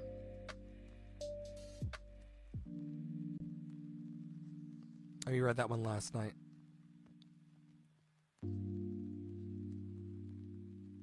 Page 108 from You Can Heal Your Life. So glad to have you here tonight. In the infinity of life where I am, all is perfect, whole, and complete. My unique creative talents and abilities flow through me, and I am expressed in deeply satisfying ways. There are people out there who are always looking for my services. I'm always in demand and can pick and choose what I want to do. I earn good money doing what satisfies me. My work is a joy and a pleasure. All is well in my world. Ooh, gotta read that again. That's an ooh. Juice is on the loose. In the infinity of life where I am, all is perfect, whole, and complete. My unique creative talents and abilities flow through me and are expressed in deeply satisfying ways. There are people out there who are always looking for my services. I'm always in demand and can pick and choose what I want to do. I earn good money doing what satisfies me. My work is a joy and a pleasure. All is well in my world. Wow, wow, wow, wow, wow. Wow, wow, wow, wow. My favorite part of this one is there are people out there who are always looking for my services. Sometimes for social entrepreneurial people like myself and for healers in the world, we're not so, we're not really into this capitalism thing. We're not really into this rat race. We're not into this struggle bus mentality that adults have. Pass me by with all that bullshit. Some of us just want to be here and be at peace and be in love and for love. But when you're working in a loving space, sometimes you can get discouraged because it's not the popular thing. People would rather watch those folks fight in the Golden Corral the day before yesterday. Look it up. They were fighting over steak in the Golden Corral. So yeah, people are drawn to that kind of negativity and that vibration. But I want to be drawn to the place of there are people out there who are always looking for my services. I'm always in demand. I'm always in demand. As a person thinks in their heart, so they are. I'm Andre in the Flow. May you be happy, may you be healthy, may you be free of all suffering. May you be happy, may you be healthy, may you be free of all suffering. May you be happy, may you be healthy, may you be free of all suffering. Until we meet again tomorrow 7:30, unless I die in my sleep. I will see you all very, very soon. I hope that you're feeling love and light, and the movement is just getting started, so we hope to pick up some love stars along the way. Have a good night.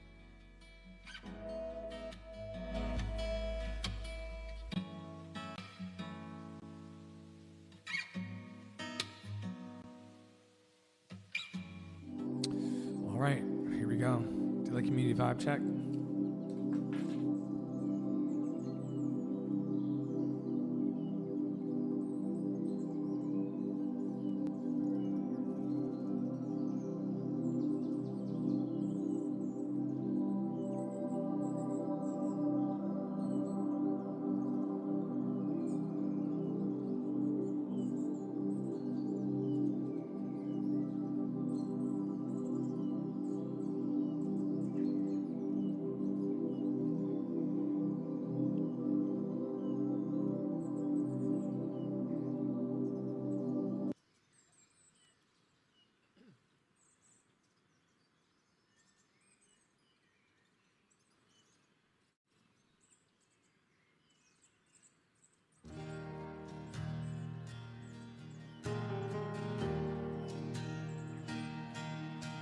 Come on in, everybody.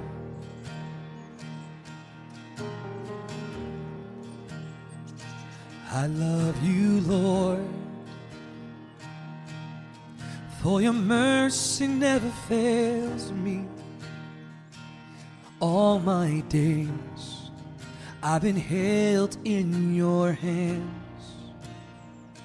From the moment that I wake up until I lay my head, I will sing of the goodness of God. And all my life you have been faithful. And all my life you have been so, so good. With every breath that I am able, I will sing of the goodness of God. I love your voice. You have led me through the fire. In darkest nights, you are close like no other. I've known you as a father. I've known you as a friend. For I have lived in the goodness of God. Oh yeah. And all my life you have been faithful. And all my life you have been so, so good. With every breath that I am able, oh, I will sing of the goodness of God. Oh yeah. Your goodness is running after, it's running after me. Your goodness is running after, it's running after me. With my life laid down, I surrender now. I give you everything. Your goodness is running after, it's running after me. Sing it out. Your goodness is running after, it's running after me. Your goodness is running after, it's running after me. With my life laid down, I surrender now. I give you everything. Your goodness is running after, it's running after me. Oh yeah. Come on in. Campfire in the cloud. And all my life you have been faithful. And all my life you have been so, so good. With every breath that I am able, I will sing of the goodness of God.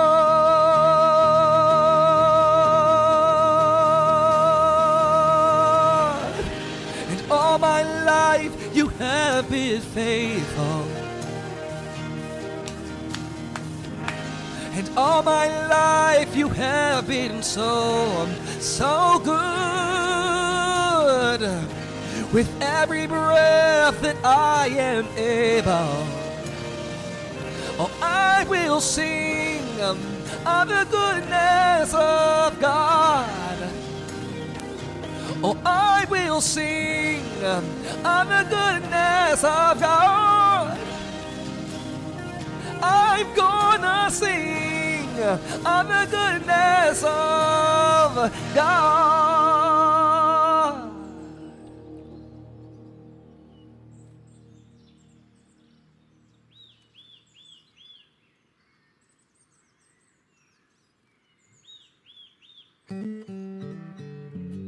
Come on in, Campfire in the Cloud. We're about to start daily community vibe check.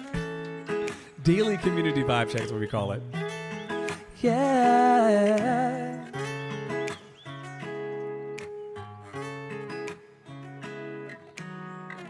I come home in the morning light. My mother says, when you gonna live your life right? Oh, mama dear, we're not the fortunate ones. And girls, they wanna have fun. Oh, girls, they wanna have fun. Come on in. Daily Community Vibe Check coming up next. Andre's Love Cafe.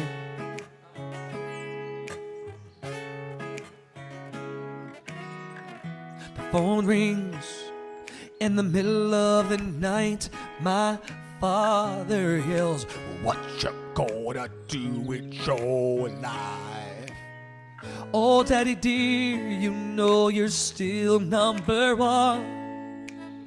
But girls, they wanna have fun. Oh, girls, they wanna have, that's all they really want. Some fun. When the working day is done, oh, girls, they wanna have fun. Oh, girl, they wanna have,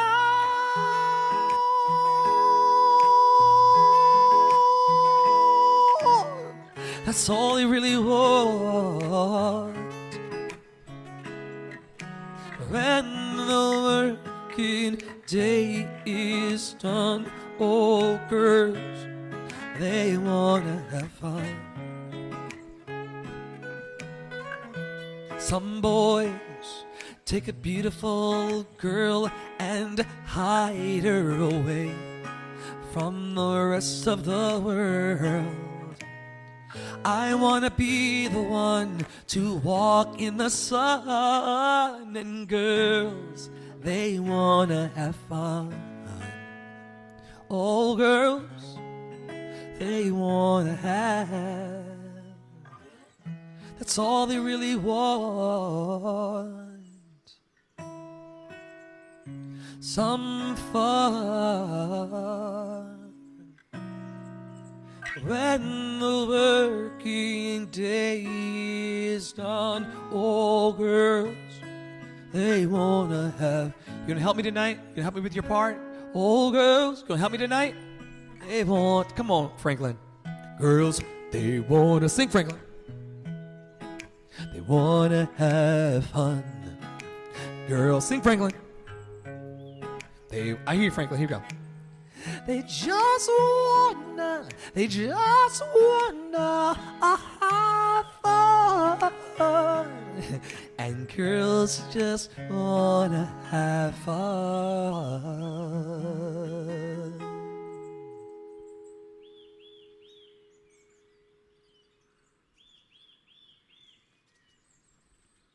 I hope wherever you are in the world that you are feeling the love emanating out of every pore of my body towards you.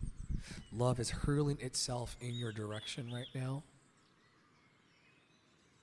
Love is hurling itself in your direction right now.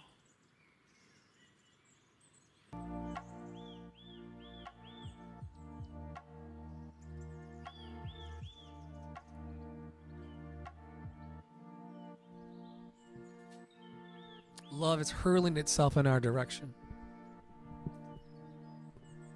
Hurling herself, lunging at us. Love is.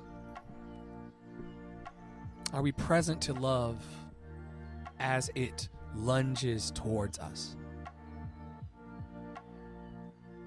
Love is always trying to make a direct connect. That's why every night I say this. I fix my eyes on the mountain of love. I fix my eyes on the mountain of love. Love is the only thing that can fix it.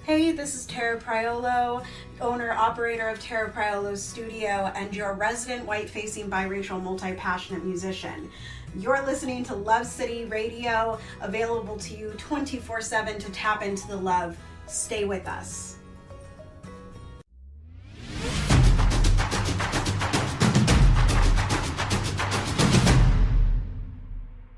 We try to get away from this thing that we try to just, I'm better than you. You're not as good as me.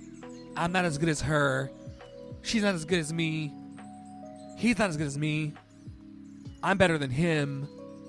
She's better than me. She makes more money than me. She makes less money than me. I'll never talk to her again.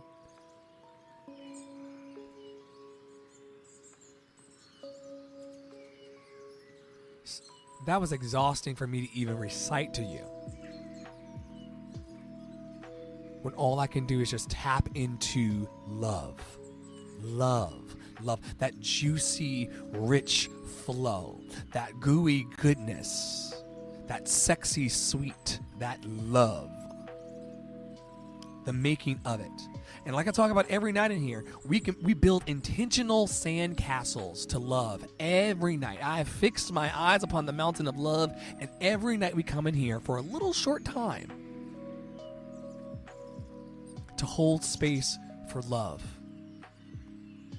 That pure and potent thing that is unshakable, unmovable. The thing that does not evaporate, the thing that cannot go away, the thing that cannot be compressed, depressed, oppressed, suppressed. Love. May it rise up in you now, more than it has all day. May it rise up in you now more than it has all damn day. Love.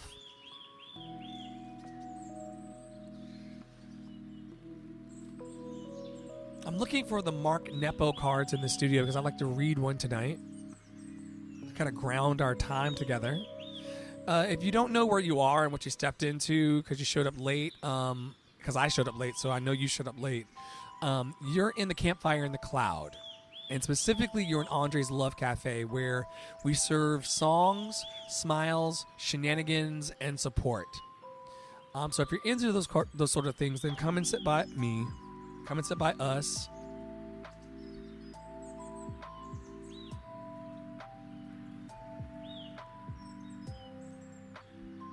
Eureka! I found them. The Book of Awakening cards. These are bought for me by a fan as well. All of these things that I use in nightly, none of this was bought from by me. It's all lovely people saying, "Yo, like, this may be helpful along your path of uplifting people or attempting to uplift you. I don't know if you're uplifted or not. You may be over it, and that's none of my business. But I'm just gonna pick one at random here to see what the card deck wants to say from the Book of Awakening. Ooh, I pulled two, so I'm going to read both. I didn't mean to pull two, but I'm going to read both. And then we can decide together which one is the one of deepest resonance on a Friday night. Okay.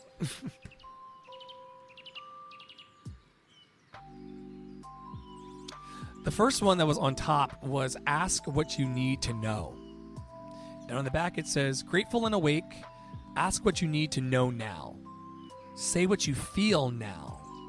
Love what you love now. Ooh.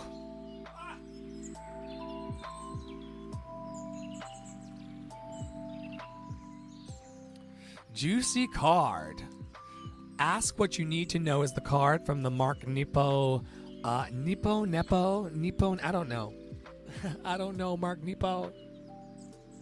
The Book of Awakening inspirational card deck. Very general. I don't have anything to sell you on in the spiritual department other than love. Ask what you need to know is the card. Grateful and awake. Ask what you need to know now. Say what you feel now. Love what you love now. Then the second one that was underneath is the Universal Stream. Pretty card. Very, very pretty card. The universal stream.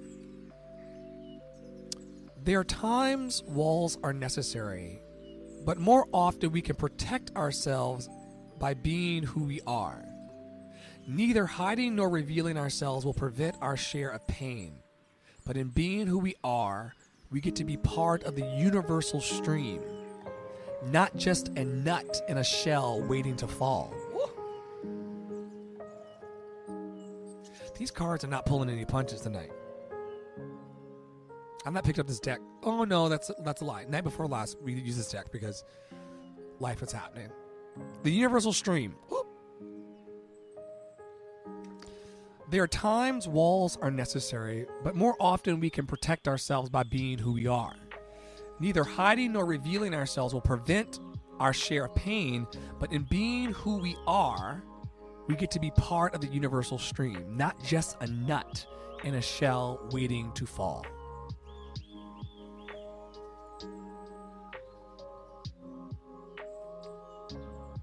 Here's to being who you are tonight. Happy Friday, February the 4th, 2022. It is now, and the time of recording this, 18 minutes past the top of the hour for all of the live listeners and watchers. We do get a few hundred live watchers and viewers nightly. And so shout out to everybody who's come under the encouragement, equipment, and empowerment umbrella of Love City Arts through Andre's Love Cafe. Always a pleasure seeing you in this universal stream of life. I think tonight I'm just going to do a quick passage from You Can Heal Your Life, which is the book that I am taking my community through. This is my community here, Andre's Love Cafe. It's part of Love City Arts eProperties. And every night we've been going so far through this year through You Can Heal Your Life. More than 30 million copies sold, an international bestseller by Louise L. Hay. You Can Heal Your Life. Let me read the back. I never do this. I never do this part, but I'll do it. This is what Louise says about this book. She says, I've written this book to share what I know with you, my readers. It incorporates portions of my little book, Heal Your Body, which has become widely accepted as an authoritative work on the mental patterns that create diseases, she breaks them apart, diseases in the body. If you do the exercises and You Can Heal Your Life progressively as they appear, by the time you finish, you will have begun to change your life. I suggest you read through the book once and then slowly read it again, but this time do each exercise in depth. If you can, work through the exercises with a friend or family member. Know that when you work with these ideas, my loving support is with you. This book has personally really changed my life. I don't get a commission for boosting this book, but I'll read one of the affirmations that we read every night in here. I think we read this one last night. Wait, did we? Or was it the night before last? Wait, is that the one? That may be the one. I'll do the one that challenges me the most tonight. This is from page 74 in You Can Heal Your Life by Louise Hay. The text that I've decided to take my community through for the top of the year nightly. We read a passage from it because we want to really be healed in these times. We need it more than ever before. Like, we're really crumbling. I'm crumbling. We're tired, beloveds, and so any kind of healing balm that we can have would be a wonderful thing. Anyway,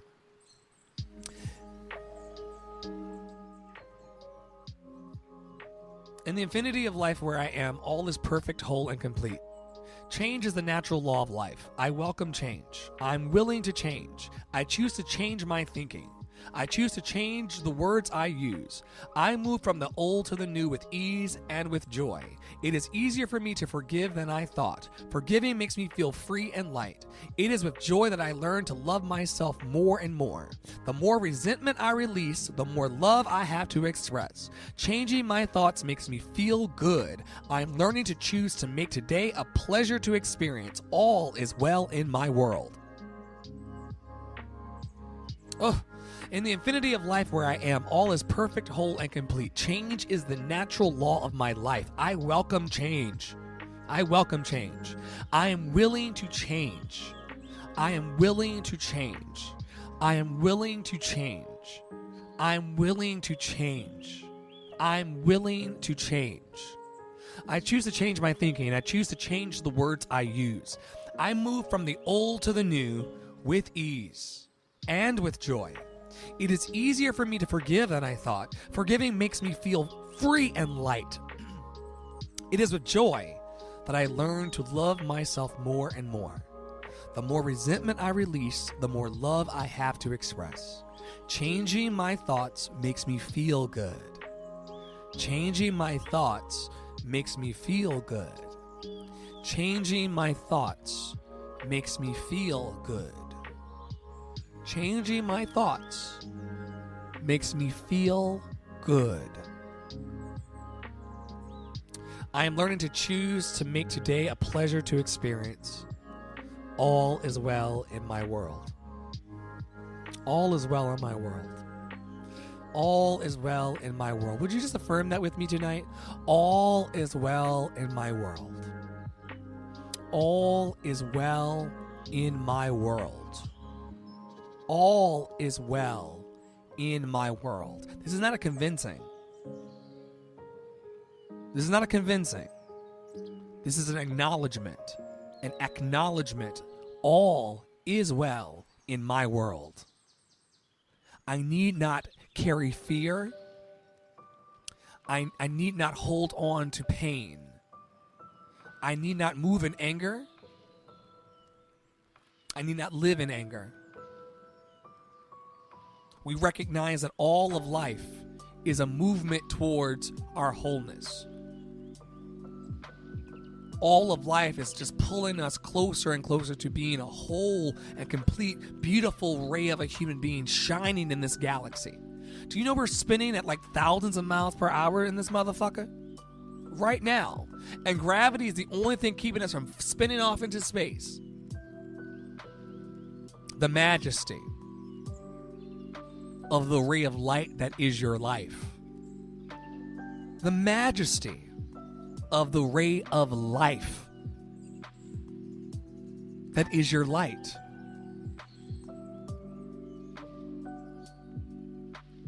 Are you picking up what I'm putting down today? Whitman says, I hope I'm not misquoting, but I think it's Whitman. Whitman said, we contain multitudes. I told my neighbor today, out when I was up taking a smoke, I said, I am too damn gifted to be broke. And I have been live. COVID, when I had COVID, major depression, suicidal ideation, it was not pretty.